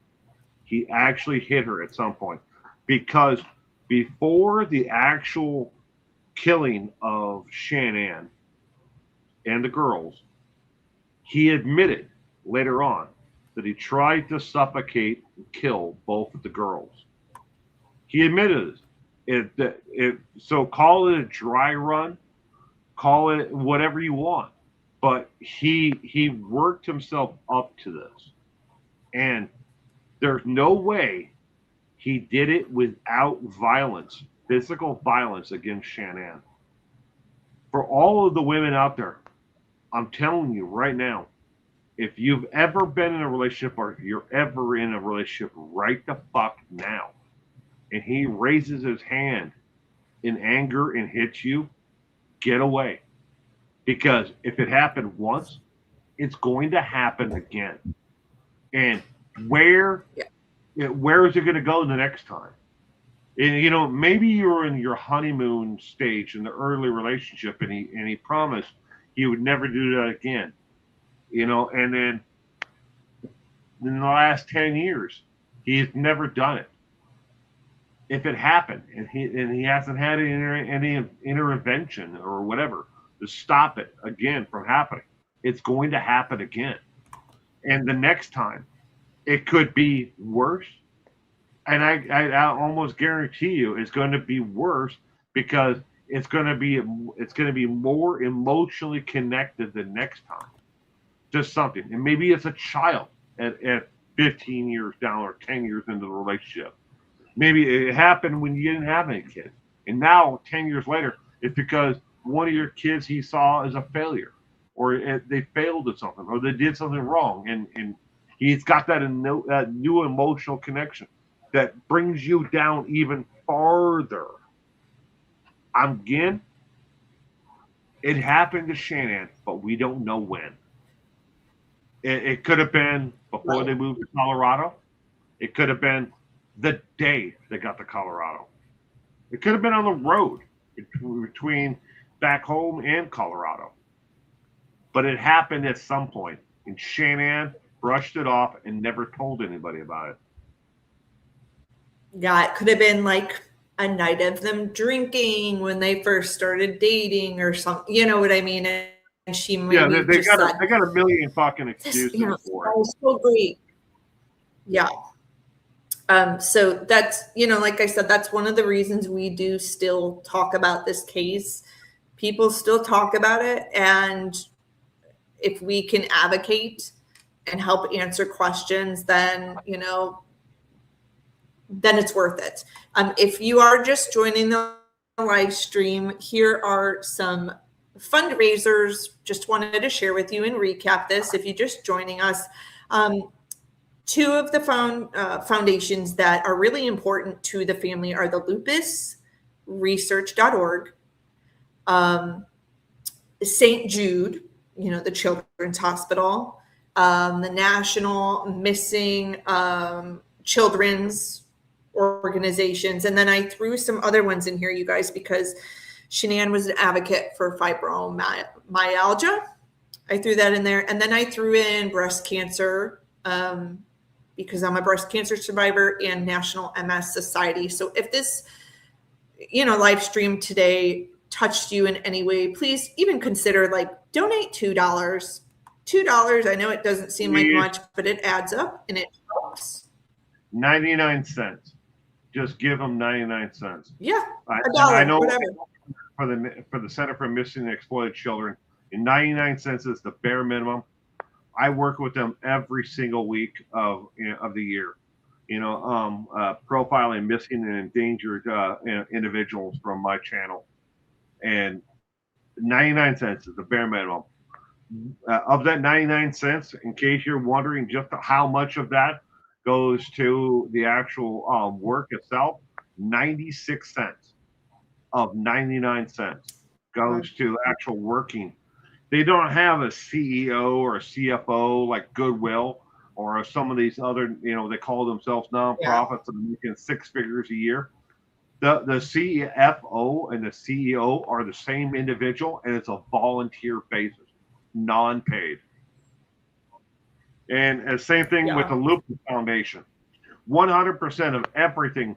I have over 113 videos starting on the Christopher Watts case. And I have donated 100% plus of any ad revenue and anything that I've ever made covering the Christopher Watts case to the Lupus Foundation, because Shanann had lupus, and that was the one thing she supported, because she was looking for a cure, not only for herself but for other people. She didn't want other people to suffer like her. So. A lot of people will also say Shanann didn't have lupus, and I say, you know what? I don't care if she did or didn't. She was still an advocate for it. It was still important to her. And so that's why I mention it. I don't have to have this or that to be an advocate for it. So that's, why I mentioned that. Oh gosh, this person's asking, would you like to interview Chris? What would you ask? I've already talked to Will about this. I would absolutely, I think any journalist would take the chance to interview him. There's this, except Will. Will's the only person I've talked to who said he wouldn't. Nope. He's a narcissist and a pathological liar. Well, what value does it have? yeah, it would give you airtime, but can you believe anything he has to say? I think there's that part, and maybe it's because I'm a woman. There's always this part as a journalist, you think that you can really reach someone and, make an impact. And it makes you wonder if you really laid into that person, could you get them to be forthcoming and tell the truth? And I think, I feel like I already know the answer to this question, but I would ask him and make him verbalize, did you act and do this alone, or did someone help you? Because I feel that would crush a lot of the conspiracy theories going on. I have a lot more questions I would ask him. I've, debated trying to reach out for an interview, but I don't think he would talk. I think Sherilyn Cadle kind of ruined that for everybody to ever possibly get a chance at maybe getting a truthful interview out of him. Maybe in 20 years. I don't think so either. Even in 20 years, I don't know where we are on the questions that were sent in versus people who posted questions. But I have a list of questions though that people want me to ask of you. Of me, okay. Because they want to hear your perspective instead of me jibber jabbering. Okay. We haven't even really we're only at like question 6, Will. So we might have to do like another stream. And I also wanted to say, someone asked if I can hear you. Yes, I can hear Will. This is our first collaboration together. And sometimes it takes a time or two before you work with someone and you can anticipate when they talk. Yeah. And I'm bad. I talk over people. So here's a question that my community wanted me to ask to you. I have got a lot more, so it's not the only one.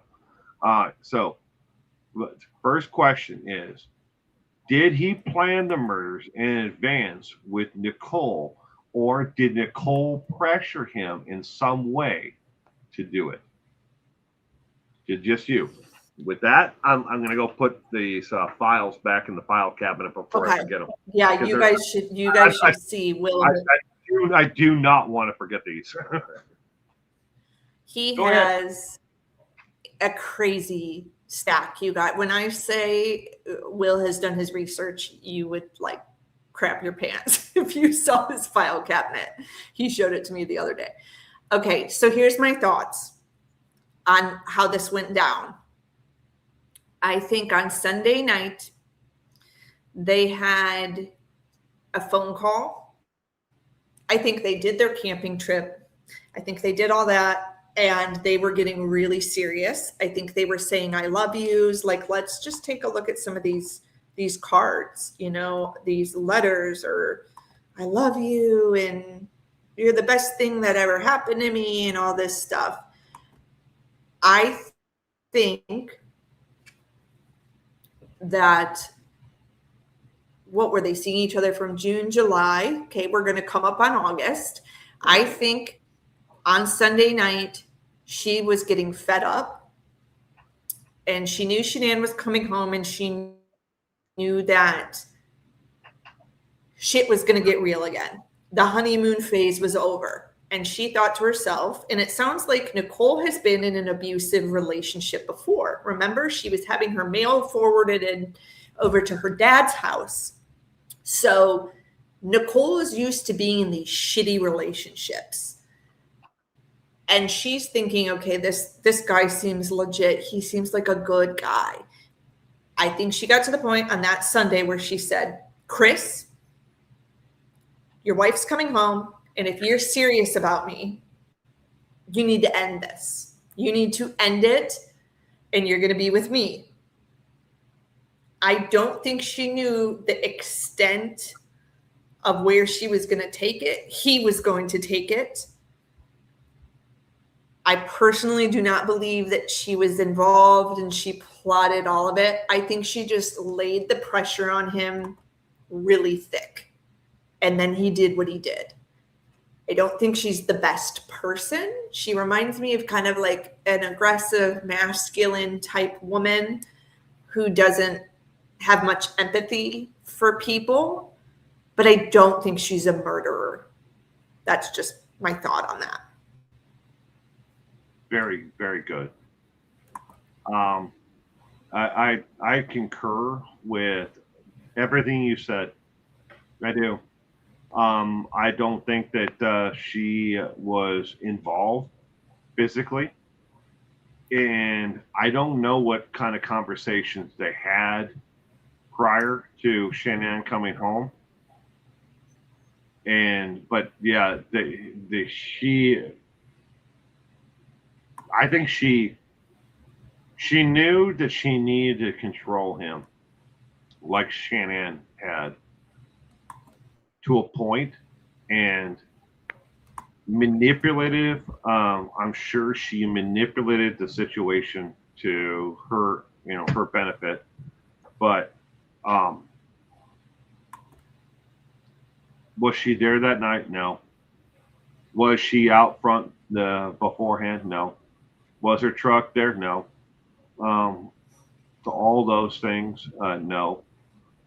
Again, but she had some kind of an emotional leverage on him that that he needed to find a closure to it, because she talked about trying to find him in an apartment, and set up child custody and everything else, which again pushes it into the fourth category of family annihilators, depending ending of the family. And that's not my wording. That, again, y'all can't see this, but everything that I've been talking about tonight comes from Abnormal Psychology. Again, behind me here, in case you're new here, my wife is working on her doctorate's degree in psychology. So, and I'm kind of a weird, SOB. I read psychology, in horror books, for fun. How dare you do research, Will? Like, how dare you actually research a case and try to tell people facts? It's crazy. I know. It's weird, especially in this time and age. People don't want it. How dare you? It feels like they're adverse to, facts a lot of times. It's like I give them the facts. I'm like, okay, and here's the page number, and here is the two people who wrote about it, and they have a combined 70 years experience in this field, and they're like, no, yeah, you're full of shit. But that's all right though. I've gotten used to that. But I really don't think Nicole was there. Now, you had mentioned earlier about her phone pinging. Yes. In certain locations. I don't think people understand. Just to add a little sidetrack to that, is I don't think people understand how their cell phones work. You have a cell phone in your pocket right now. All right. I'm going to assume it's some kind of a smartphone, and it's not a flip phone, an old Motorola, or something like that, where you can physically actually take the battery out of it. Let's just assume you can take the battery out of it. Okay. We're going to say it's an old, maybe it's a Cricket, or maybe you have a Cricket phone. Like my mother has a Cricket phone. It's got giant ass numbers, and it's got a tiny ass little screen, and you can barely send a text message on it. Well, let's assume that's what you have. You pull the battery out of it right now. Take the battery and throw it out of your car window while you're driving down the freeway at 90 miles an hour. Because, well, we know if you have that phone, you ain't doing anything over 40.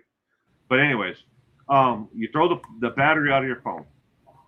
The cell towers are still pinging on it for the next about a minute and like 8 seconds until the actual the rest of the electricity stored in the actual phone is gone. Now you can't turn it on, yeah, because your battery's gone. You just threw it out the window, but the electronics inside of it still have energy, and they have capacitors in there that store the energy for a certain amount of time, even after the phone is dead.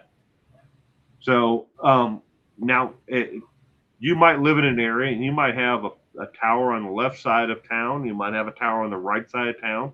You may have a tower a mile behind you. So you're in some kind of triangle area. That's how cell towers work, is they send the signal from one to the other, to the other, to the three. But in between those towers, they have what's called pinging stations. And so you have the three, and they're sending the signal not only from left to right, but they're sending it to left to right and then down, and then left is sending it down. And that's how they find you. The GPS satellite says, okay, where the hell are you? You're in between this tower, and this tower. And it just happens to be Nicole Kissinger and Chris's phones were within that certain location, that triangle. And you can say that it's not a complete triangle, left side larger than the right side, whatever. But that's how, in any town, it starts off with the triangle, and then they might put more towers in between it, or pinging stations in between it. So, yeah, her Right, cell phone, which I'm came sure, out of right, it doesn't mean that she was there. She didn't have an active phone. No, I should back that up. She did not have an active transmission from her phone anywhere near the Watts home at all. So, another thing I wouldn't put past Nicole is let's say she was in the area and investigators were able to prove that somehow. I wouldn't put past Nicole to maybe sit outside the house and be creepy to see if she could see them giving each other a smooch in the morning when he left for work or something, to be like, is that relationship really over? Is he really done with her? Because she kind of seems like that type of person. You're absolutely right there. I wouldn't put that past her at all either. Right. But yeah, we know from the neighbor, from Chris's neighbor, she was confused on the day she saw Nicole's truck there, and that was she was a day later than she thought it was. Betty, I think that was Betty, right? Yeah. And she based her entire memory like a week later based on her husband's surgery and her doctor's appointment, and then when she went to the gym. And I'm like, if somebody asked me, all right, it's now Friday, as we're actually recording this, right. Do you remember what happened on Monday? I'm like, yeah. Do you remember, did you see this vehicle out in front of your house? I'm like, well, maybe it was Monday. Yeah. And I'm like, no, it was actually Saturday when, when the vehicle was there. But you think back in time, you're like, oh, I remember seeing that vehicle. Yeah, you're right. A gray truck. Yeah, I remember seeing a gray truck parked out on the street there next to Chris's truck. Yeah. But you're a day off, or maybe 2 days or 3 days off. But that's the way memory works. It's like, yeah, I remember seeing that. Do I remember exactly what time of the day it was or when it was? Well, my husband had surgery, and then I went to the gym on Monday, and I remember seeing it early in the morning, before I went to the gym. So that'd been Monday, not Saturday. So, and it's kind of convenient that and it's. I was gonna say it's kind of convenient at the same time. She never wanted to give an actual testimony at all. She never even came forward when they asked her later on, in case it went to trial. She didn't want to stand up then and say, yeah, that's the day I saw the truck.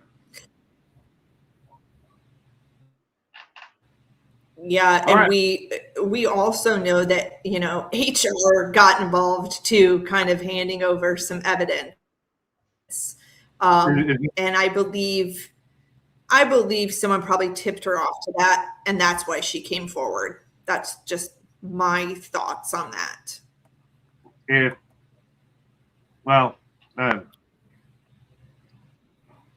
Yes. I'm trying to be nice here. I'm trying to if you ask questions in a certain way, they can be very leading to the answers that you're actually looking for. So we'll just say that.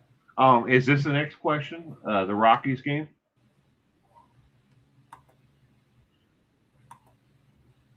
Oh, sorry, you broke up a minute. Did you say this is the next question? Yeah, the Rockies game was given to Chris by his work. Yes. So, he didn't okay, have the to question that he didn't pay for anything, and they're saying, nor did his coworker. Wrong again. Well, I think you've already proved this. Oh yeah, yeah. So for the Rockies game, a lot of people want to point out over and over again that Christopher Watts received a bunch of gift cards from his work, and that's how he paid for everything. He didn't use the money from the bank account; he used the gift cards, which is completely wrong. When it came to the gift cards, the gift cards were to 3 different local businesses. They weren't Visas. They weren't prepaid MasterCards or American Express cards. They were to actual local businesses there only. 2 of them were pub restaurants, and one was like a pizzeria restaurant that served everything from I don't know how you describe it. Because they had beer and wine, but they were more of a restaurant. But they had pizza, and they also had a lot of to-go menus. That was a vast majority of their food. So I don't know how the hell you slice it. Casual, fast to go, I guess maybe. But yeah, that's where the gift cards were to. When he went to the Colorado Rockies game with his coworker, he paid for the gas. He bought a jersey there. He paid for beers for him and for his friend, and then his friend bought beers for the 2 of them. And then he went back, but he didn't have to pay for gas return because he already filled up his Shanann. He took Shannon's car to that. But again, yeah, the gift cards weren't used for everything. They didn't pay for the vacation while Shanann was back home. He took his whore to the camping trip weekend to sand surf, I guess it is. It didn't pay for the rental of the sand surf And or the museum. vacation, all of that. It didn't pay for the food, none of it. So yeah. Shelby Museum. And then I believe there's also a part where they went to some little shops because there's a picture of him holding this crystal necklace that he bought for her. Oh yeah. He bought the necklace with cash. Yeah. So definitely. Yeah. Someone said that jersey was at least $100. Absolutely. I think that there had to be some discussions about the debt, because if they weren't super tight, he would have probably been embarrassed to be paying with these gift cards and things like that, right? Because she'd be thinking, why are you using gift cards all the time? So I think that they had these open discussions, and you can kind of just tell by the way she's talking to investigators. I walked in the house and everything just looked like money, money, money. And, they spent a lot of money. Nicole Kessinger lived in an apartment, and he had an actual house. So he definitely looked like he was winning, or more advanced. And they worked for the same company. To answer Molly Collins' 73's question, the gift cards were from Andarco. They were kind of like a bonus that they gave to all the employees. It wasn't just Chris. So If they met certain quotas and certain things were done under value, like, okay, we have, and I say under value, it's like we have a budget of X amount of money. You save us money. We get this job done. The oil's pumping out. We get the oil pumped out. It's on rail cars and everything else, and it sells for later on. We make X amount here above. They wanted to share some of that with the employees. And on top of that, there was a bonus for days of productive with no injury, because they had a huge, and that's eventually what sank Anadarko in a lot of areas, Yes. work-related injuries.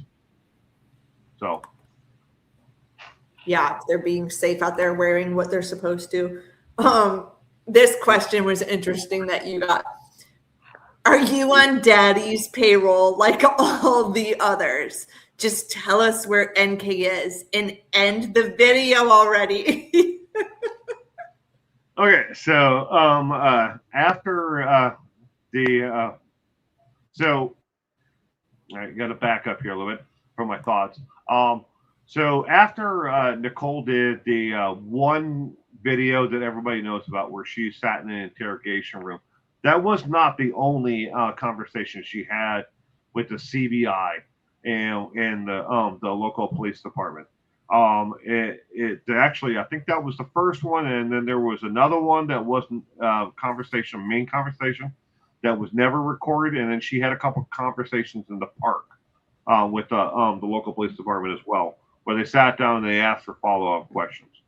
Something like she was in the park and they asked them like, a question about the ducks in the feeding pod or anything like that. But they had follow-up questions. So like, did you see this person? Do you know this person? Kind of thing like that. Follow-up questions. But anyways, about Nicole Kessinger, her dad. Her dad paid a company to scrub the internet of her likeness and her name after Chris was brought up on charges of murdering the family. Not before his actual conviction. He started with this company, and celebrities, in Hollywood have access to these companies, and they're out there. Just Google it yourself about it, and you'll find these companies. They're PR firms, basically, and what they'll do is they will they'll not only force other companies to take down stories about you, but what they'll do is they will write another version of the story and how you're involved, and to spin it all the other direction. Now, depending upon what side of the political aisle you're on right the hell now, okay? I'm going to give you an example of this that is today, like less than a week old. J.D. Vance, the Vice President of the United States of America, went on the Joe Rogan podcast and spun everything around the Epstein files and how you don't need to care about what's in the Epstein files, and about Donald Trump being the best person he can be, because that was his spin. That's what he gets paid to do, is to protect the guy that's above him and to spin any kind of negativity. Now, factually, we know. Factually, I don't give a shit, again, what side of the political aisle you're on. We know that Donald Trump is in the Epstein files a lot more than he wants to admit to.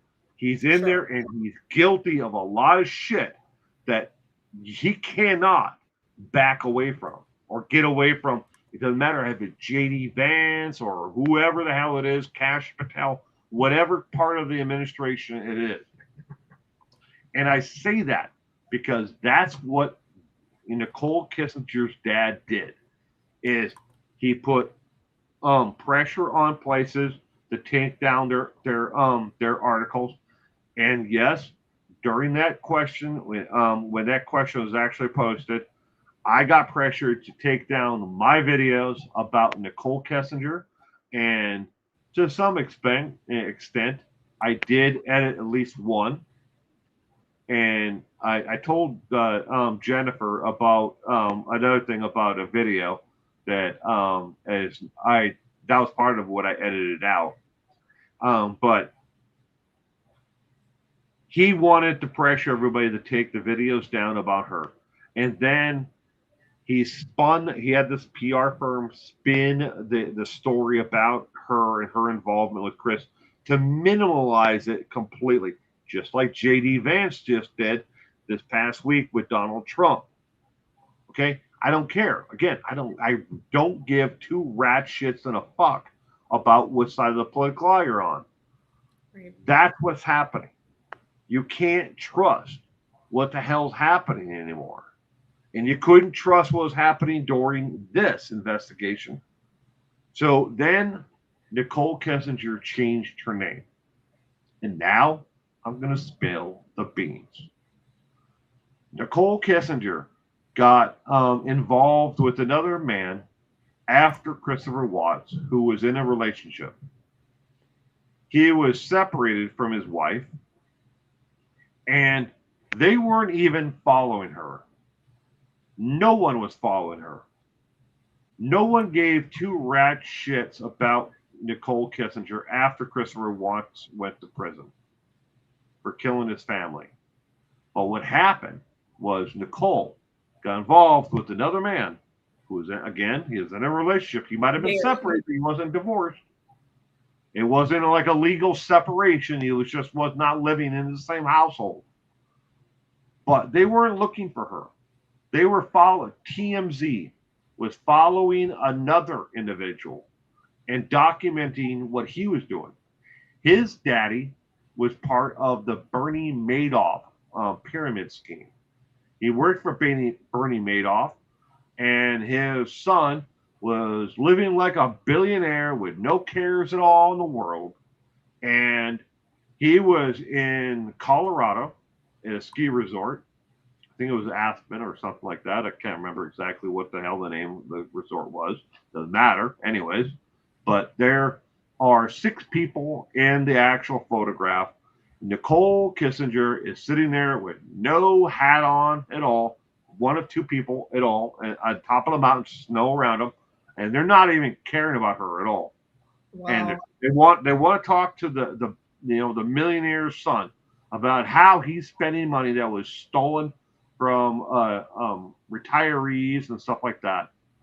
And she's sitting in the background, and they don't even know who she is. She looks right at the TMZ videographer, and kind of like turns her head to the left and looks at the guy that's kind of like in front of her, but then the lady behind her, and then puts her hand up with blocking the side of her temple with her hand, because she realized, oh shit, I'm on camera.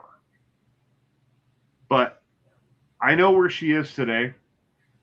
I know what her name is today. And she's not doing a very good job of hiding herself now. But she's still out there. Yeah, a lot of people think she's in this witness protection program. Like, you guys don't need any special degree or anything to investigate things. I mean, if you want to investigate, a lot of this shit is public record. You just need to know how to do it. I like how Sweet Universe said she still hasn't learned her lesson. No, she hasn't. Joe Talchi. It says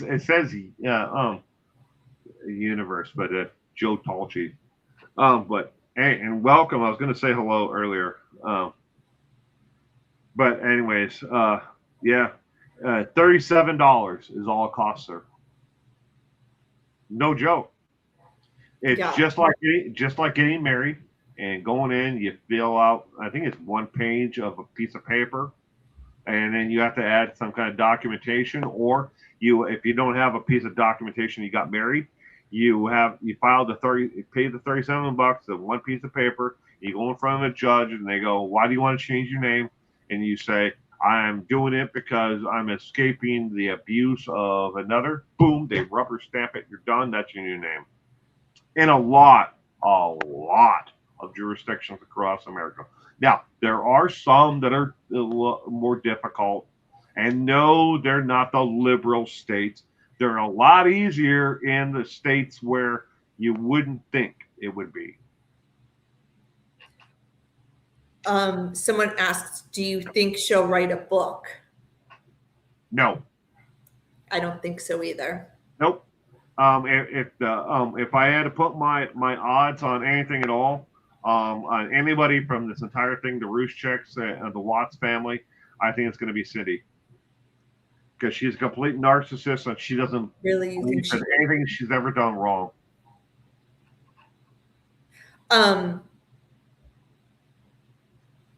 Oh, she would never learn either. Yeah, that's true. I don't think she would.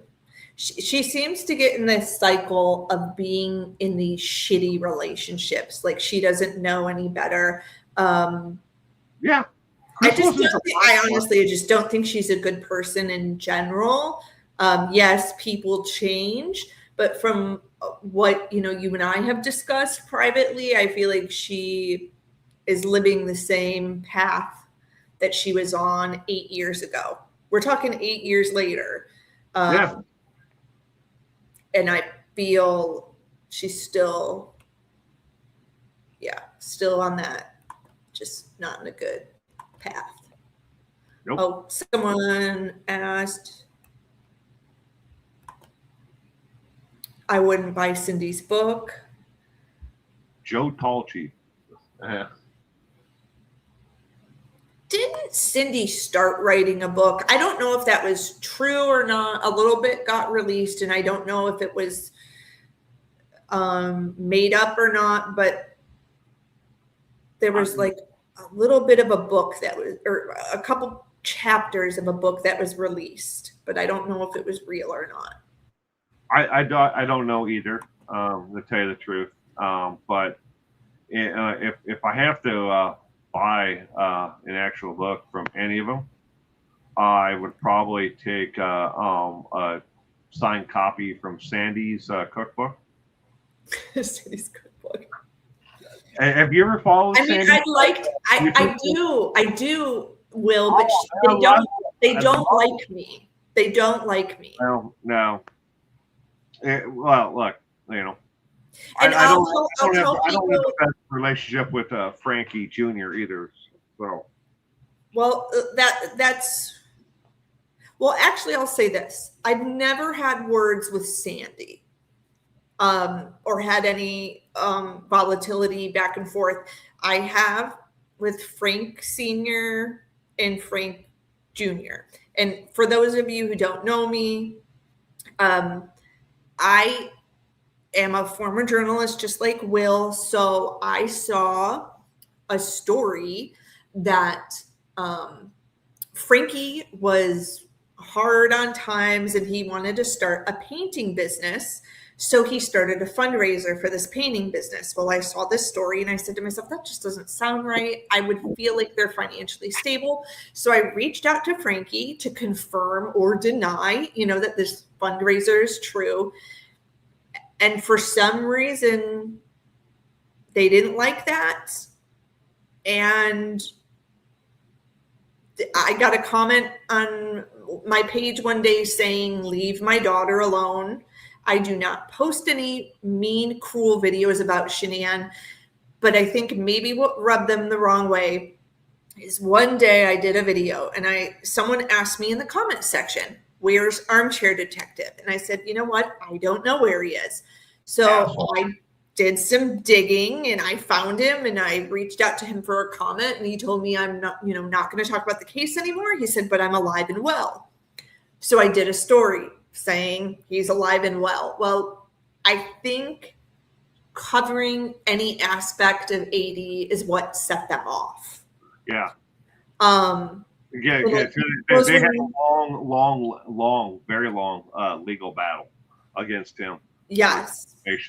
And because that's hard. You have to remember, we're here in the United States with this, story and case to unfold it, and he's over there and use the protection, and the swindling of, pensioners to live his lifestyle. Yeah. But I'm happy to report that the Rushek family finally won. Yes, they did. Yeah. And what's funny is like, I believe, I don't know if you did a video on it, but I was like one of the only people who, did a video update on that. And I'm like, it's so funny and ironic that they hate me, yet I'm actually delivering true factual news that, is in their favor. But I also did an interview with Nicole Atkinson, and we talked only about her breast cancer. If you want to watch that video, it's under my live streams. And I didn't like that they begged Nicole not to speak with me. I think they thought I was going to try to pry information out of Nicole in regards to the case. And I would never do that. I would never ask her those questions on a live stream. That's absolutely not what I wanted to do. I think that Nicole, I feel really bad for Nicole, honestly. I'm trying to filter myself so I don't say something wrong here. Nicole is more than what happened to her in this story, I guess is a good way to say it. And a lot of people only see this one terrible thing that happened is like her story, and it's not. And I get like really defensive over that.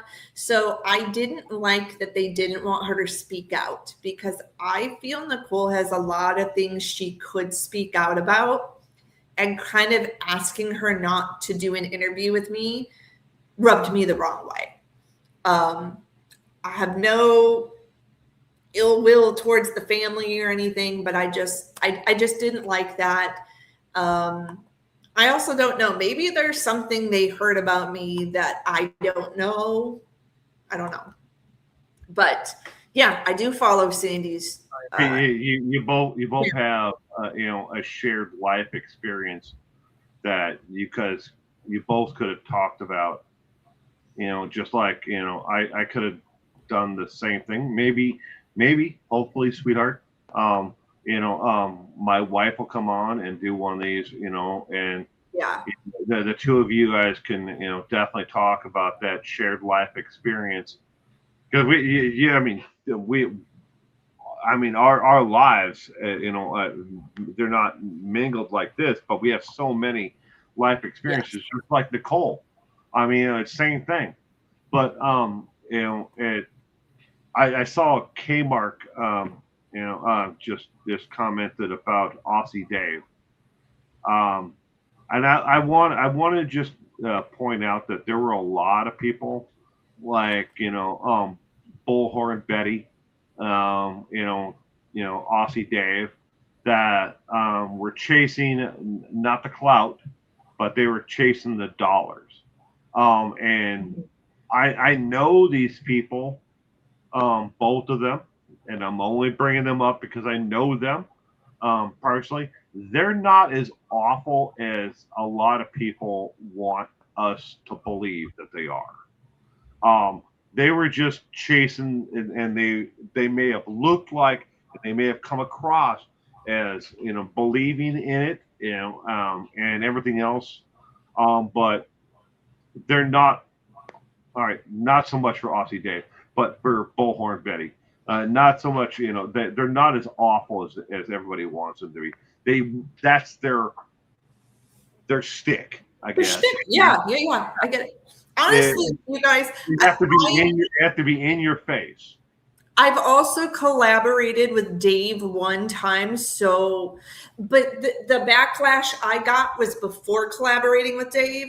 And I'll be honest with you, Dave is really he checks on me every so often. Like, he knows I have health issues. He'll be like, "How are you doing?" Just checking on you, and I think a lot of people might not expect that from him. But he's a decent individual. And Alan did too, honest to God. He's like, "I'm so sorry you had MS. My mom had MS." And like you said, there is a part of this that, it is like, I think that people get very passionate too, right? Like they are passionate about the research they've done and what they believe to be true. And I see that. I've had a lot of people also say to me, because I'm a small channel and I couldn't figure out why out of all the channels out there, and we know there's a lot that talk about this case, people Right. with 60, 70, 80K subscribers, and I'm, below, I don't even know what I'm at. Maybe I'm at 7K. I don't know. And I said to myself, why the hell is Frank and Frank Jr. commenting on my page? And someone said to me, it could be because your background in journalism is something that they don't like. And I said, I don't know. Okay, maybe. I don't know. But I never have asked them, to talk to me or hounded them. I know they don't want to talk. I mean, they went on Dr. Phil, for Christ's sake, right? Like, they're not going to talk to I do know they collaborated with a YouTuber back in the day. But I could see, like you said, Sandy maybe one day writing a book. She doesn't need to talk to me or anyone else about her experience. It's, I respect that they have the feelings they have towards me, but I've never made videos, Will, where I've talked bad about the family or anything like that. Do I have my opinion sometimes on parenting? Sure, but I don't make videos about it. So, the Atlanta station, was it ABC? The last station you were at? The last station, I was at the Fox station, but then before that, the CBS. Yeah. Yeah. So, when you left Fox, how many subscribers did you have? God, I don't know. Well, you know what? I wasn't posting YouTube videos like I was until a lot less then, right? Yeah. So it's just a number. Yeah. That don't ever place your value, and this goes to everybody else out there who's got especially if you have a daughter or somebody who's just starting out. If you're thinking, like, hey, I want to start a YouTube channel. It's just a number. Let your voice be heard. You started. You left Fox, Weather Channel. Yeah. How the fuck that happened? But okay, well, let's go with it anyways. But anyways. I mean, I got a mess. So. Yeah. I mean, it wasn't like you had any control over it. Right. I mean, but how many subscribers you got? Does it mean that you were less of an unbiased, reporter, than you are now? No. You asked the right question. You were asking because you have an audience that you felt that you have.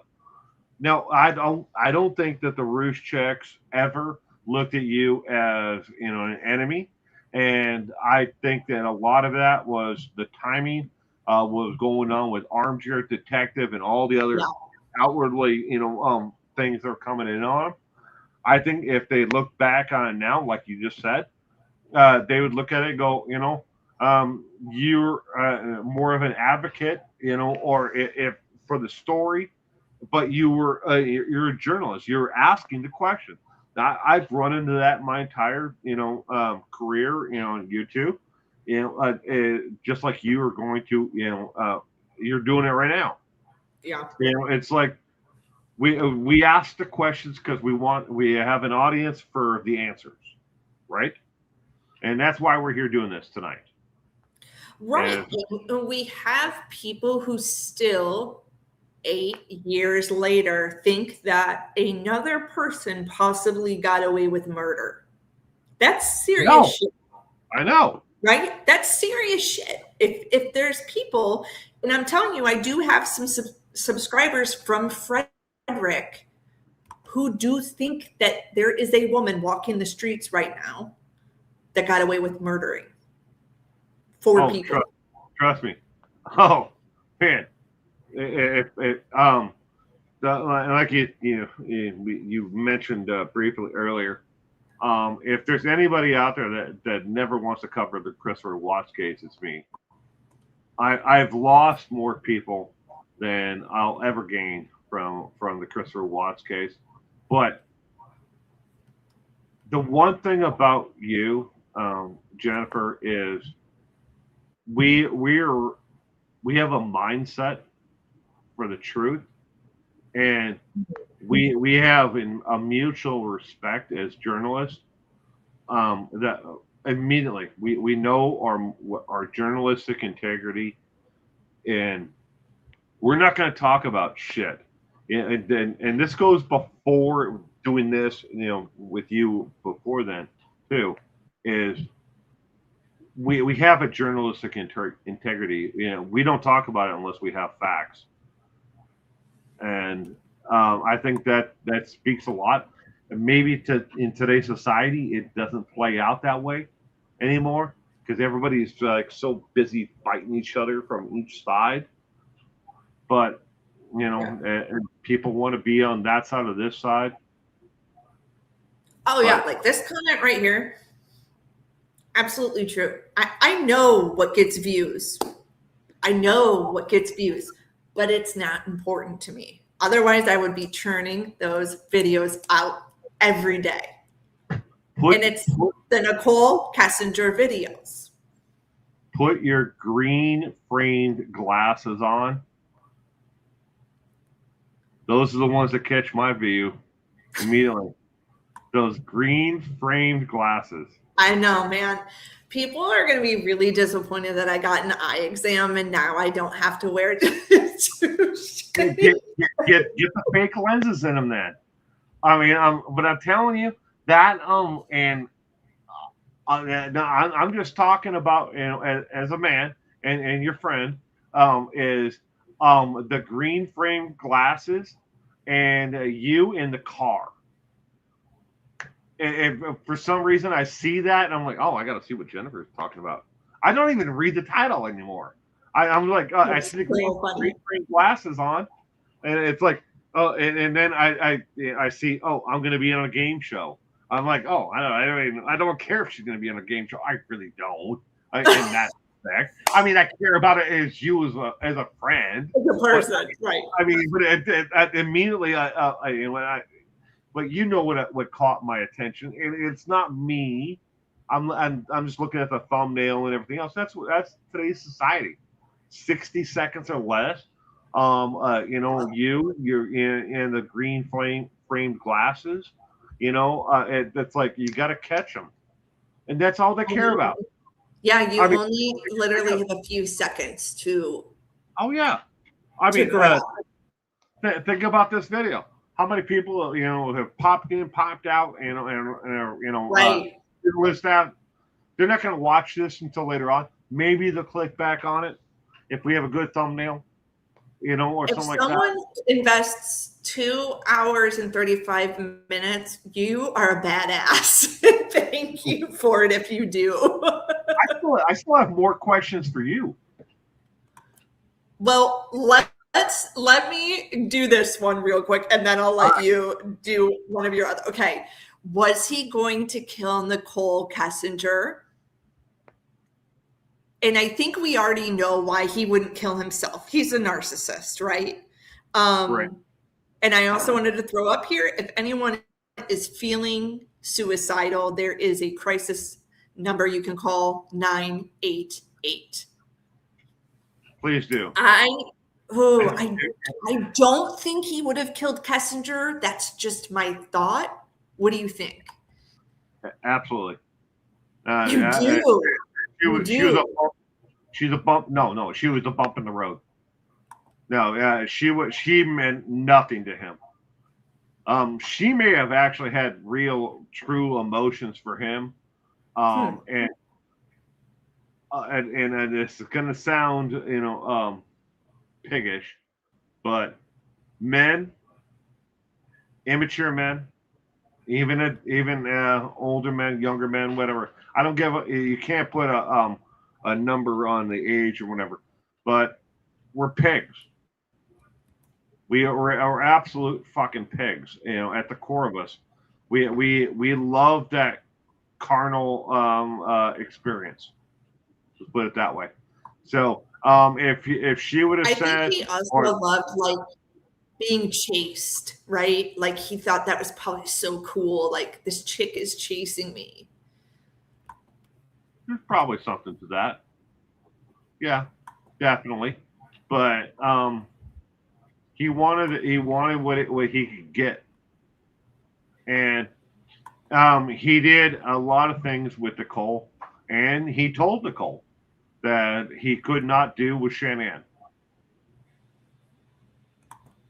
And that's what he was after. How far can I push this until she walks away? Yeah. So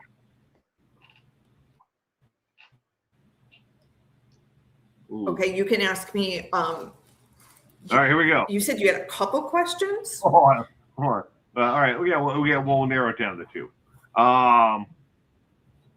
Ooh, boy, which one should I ask? I mean, you can ask them all, but I feel like I feel bad for people because we've only gotten through to like 11 questions, so we might have to do another live stream where we answer the rest. I still have 2 pages left. These are just ones that my subscribers wanted me to ask you. Let's see. Let's go with this one.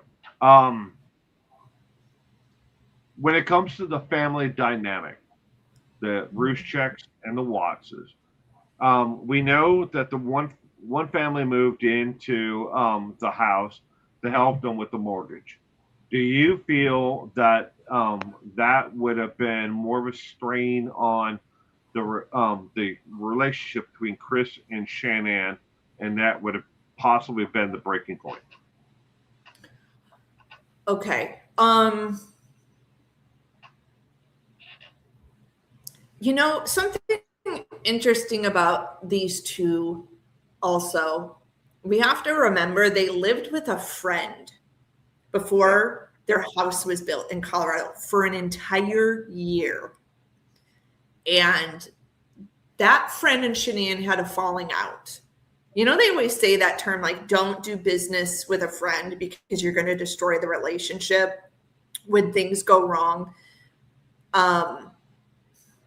I think that kind of fits into this dynamic where you're around each other too much and it damaged things, but I don't by any means think it was the catalyst to why all of this happened. I think the money and the spending was. I think that Shanann had aspirations to be successful. She wasn't there yet, but she continued to think, I'm going to get there. I'm going to get there. I'm going to get there. And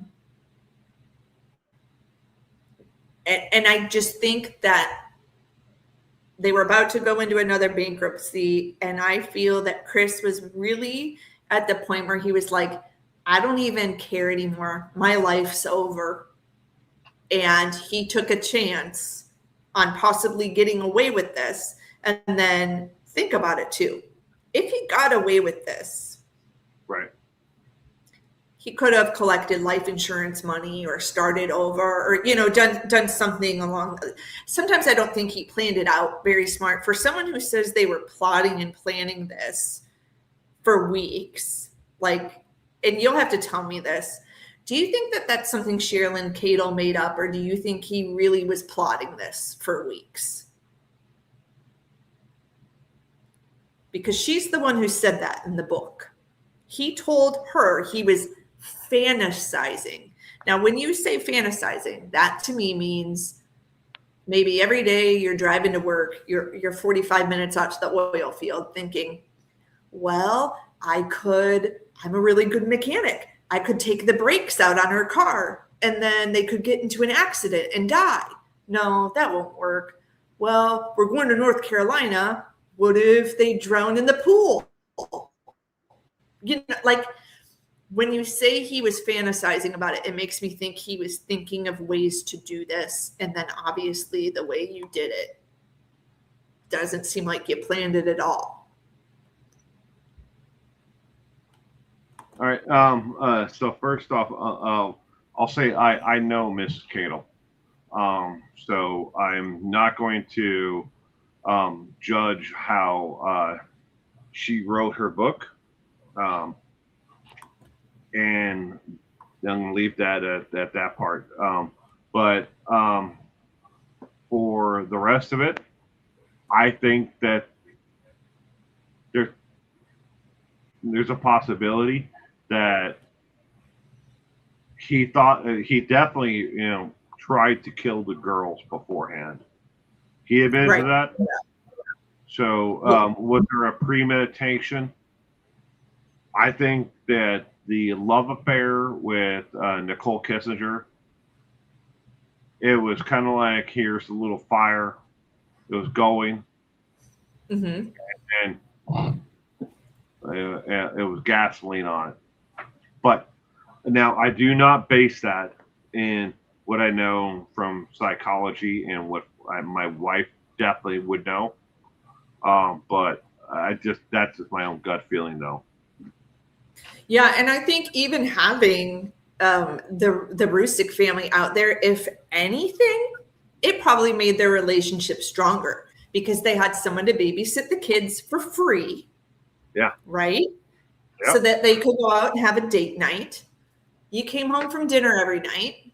Came home for dinner every night. Probably Sandy was the one making meals so that Shanann could work on Thrive. Right? I mean... Yeah. And what's Frankie and Frank doing is probably putzing around the house, looking for things to do to keep themselves busy. I could think it would only help strengthen their relationship. And then they had $1,000 coming in every month, because they were paying rent. So yes, you're not going to get your privacy, but shit, I mean, you two could go camping and get your privacy, or I'm sure there's times where they took the girls out of the house and went to the park and, did those things. But I definitely don't think it was the tipping point for why Chris did what he did. I think it was the finances, if that's the best way to answer that question that someone had for me. It'd be awesome, if they spent that $1,000 to paying down their bills, but or saved it for the girls' college fund or a trade school or whatever the girls wanted to do one day. Yeah, they used approximately, I guess you'd call it 70% of it, paying down their debts.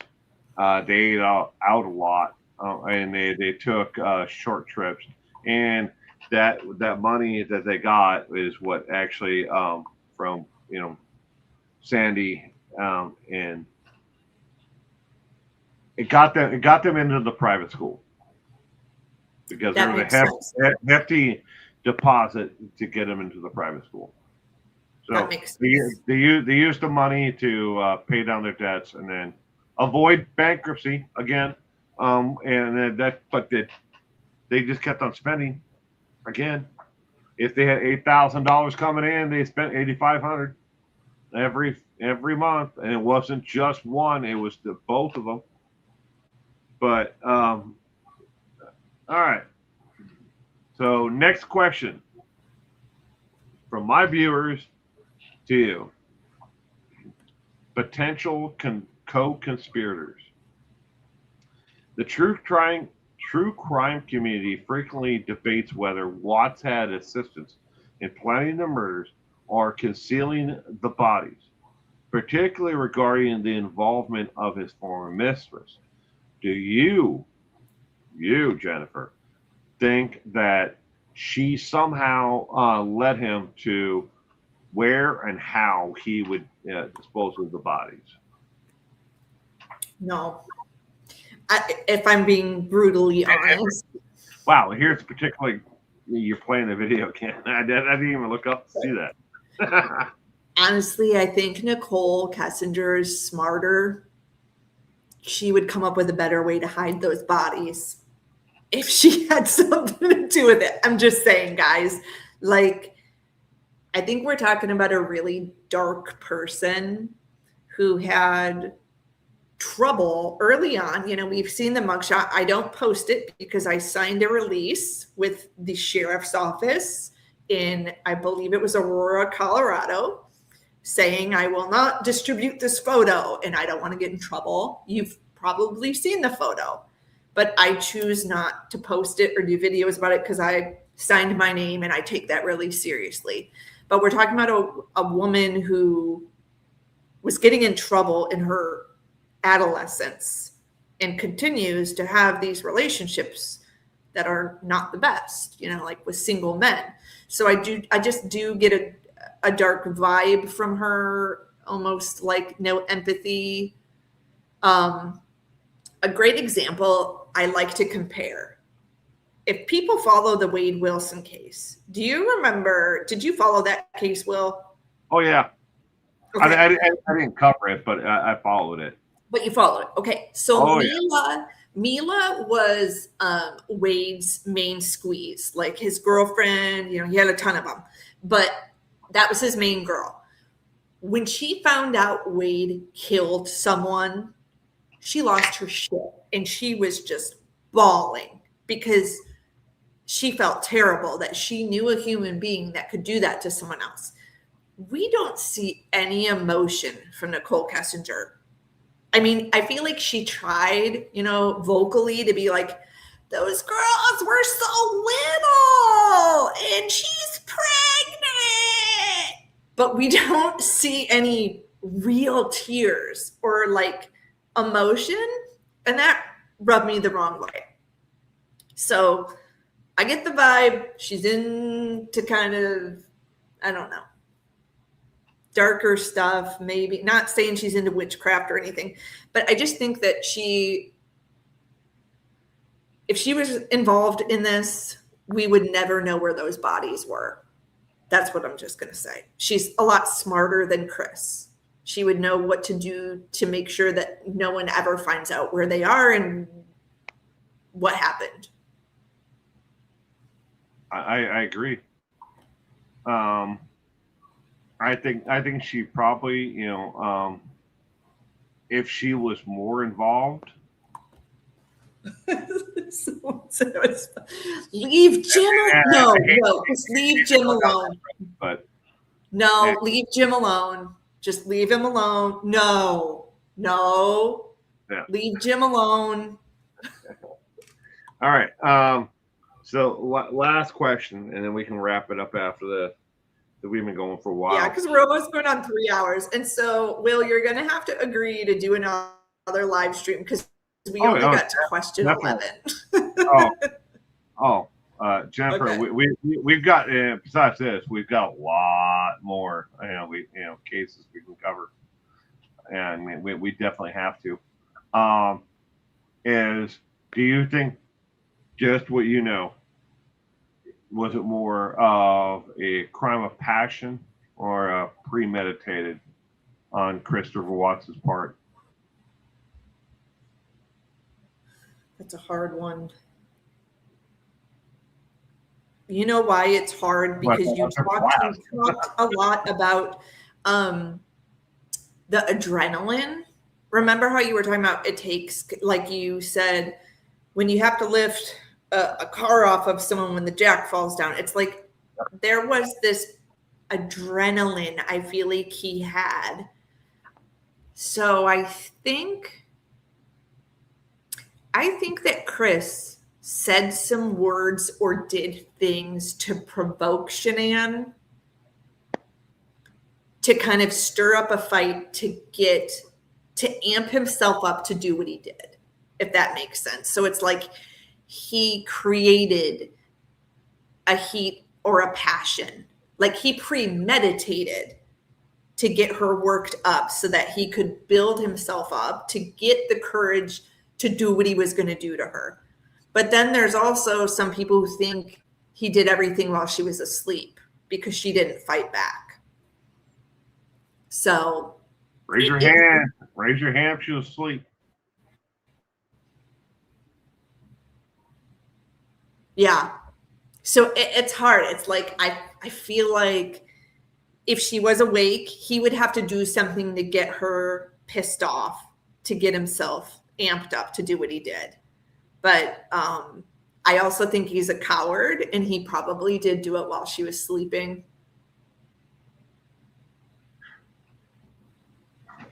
How long have you been married, Jennifer? 10 years. Yeah. All right. Wait for the next 10 years.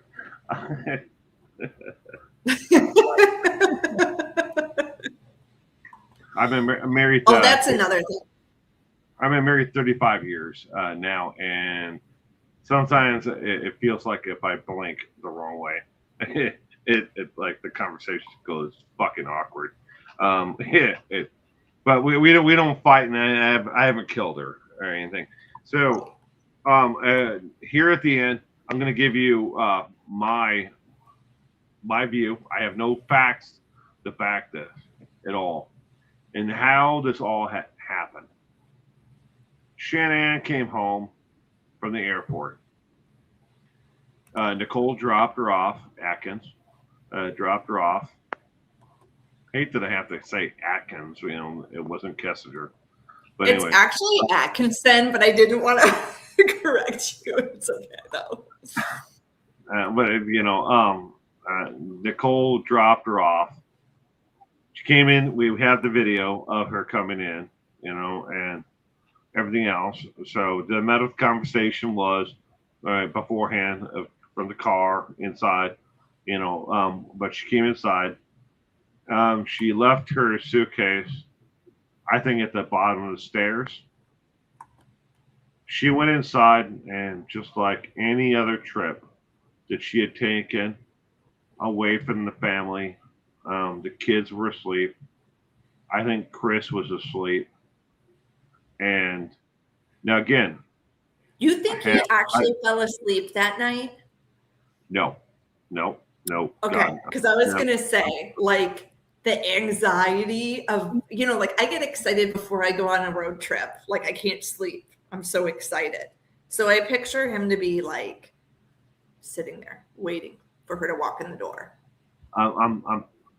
No, I don't think he had that rage or jealousy or anything like that would have kept him awake, to want to confront her the moment she came in the door. Yeah. I think he was asleep, and she came into the bedroom. Maybe she went to the bathroom. She needed to do what she needed to do. Maybe use the bathroom itself because it was a long flight, or whatever. Maybe she didn't stop at, when Nicole picked her up and brought her home, and she took off her makeup, probably with like Pond's, Oh yeah, they're on the desk. Actually, it was funny. I watched one of the, is it True Crime Rocket Science? He like scopes every inch of that house out, and he said that they were cleaning wipes, and I'm like, dude, those are makeup wipes. But yeah. Okay, so she had those next to the desk. So you're right. She probably, Yeah. Well, maybe the creator behind True Crime Rocket, whatever, doesn't have a wife. So anyways, I've seen my wife take trips and come home, and that, she uses the bathroom, whatever, I'm kind of basing this on an experience myself, and takes off her makeup, puts her hair up, gets into whatever she's going to wear to bed.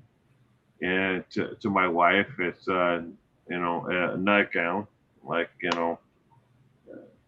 I hate it, but it doesn't matter. I'm not putting my own, views into it anymore. But she gets into whatever, and she walks into the bedroom, takes off her watch, puts it on the table, slides in underneath the, comforter, and maybe she cuddled up next to Chris to, let him know, hey, I'm home. I got home safe.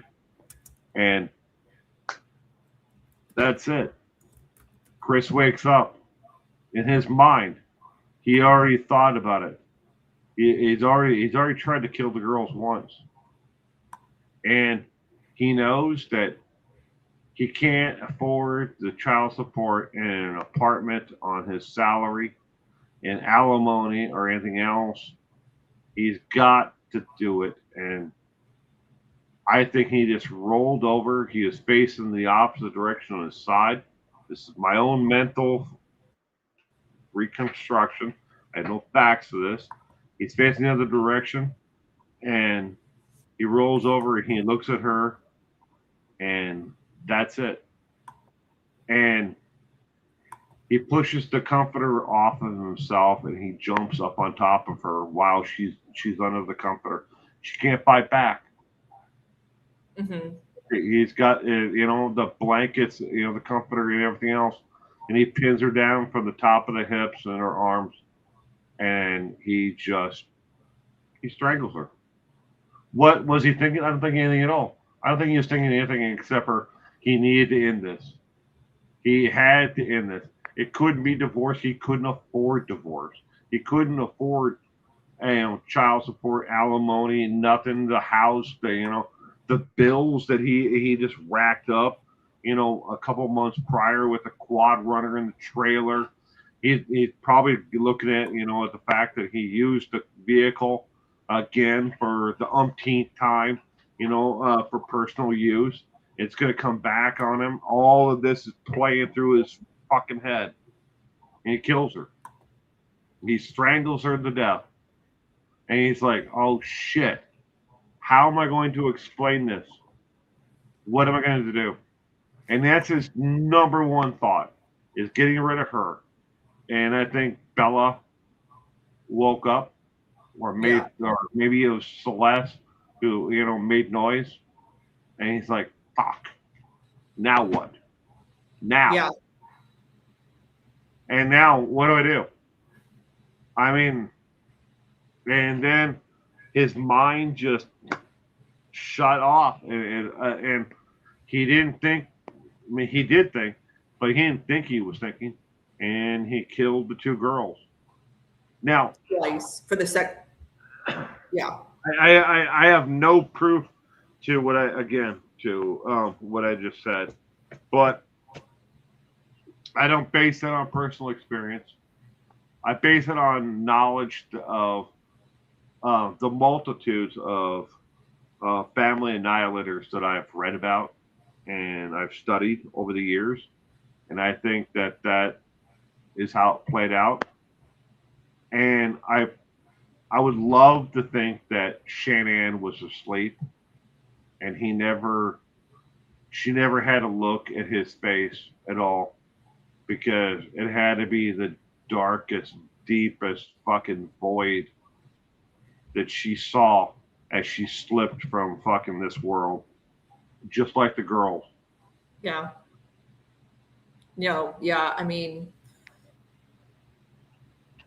when you say that, it makes you really think it would be, and if you believe in heaven or, that kind of thing, it would be nicer to know that she crossed over to the other side and then found out what happened versus waking up from a dead sleep and seeing him, in your face like that. On the other side, because the three of them are in heaven. Yes. I don't think that my benevolent protector in Almighty God needs to tell them how they died. They just died. You don't know? That's okay. I don't need to tell you. Welcome to heaven. There's been some interesting psychics that I've watched on TikTok who have,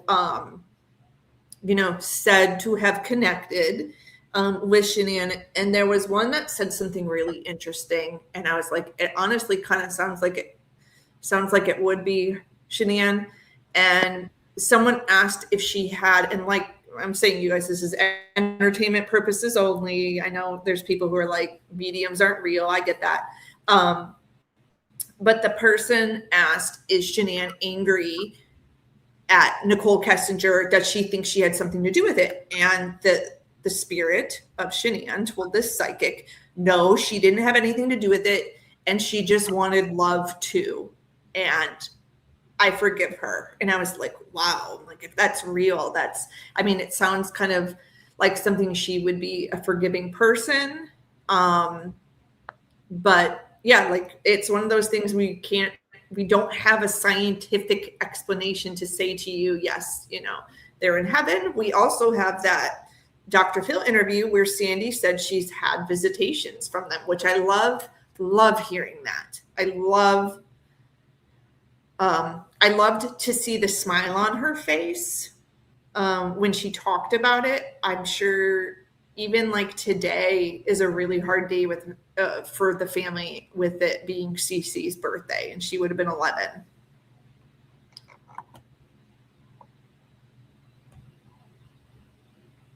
I just pray that there's a special place in hell for people like Christopher Watts. The deepest, darkest place in hell. I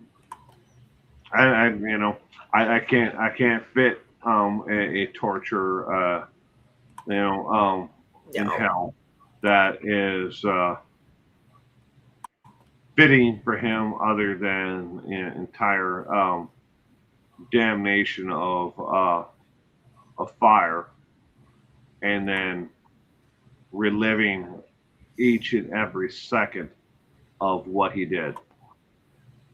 That's it. And that's all he ever gets for eternity.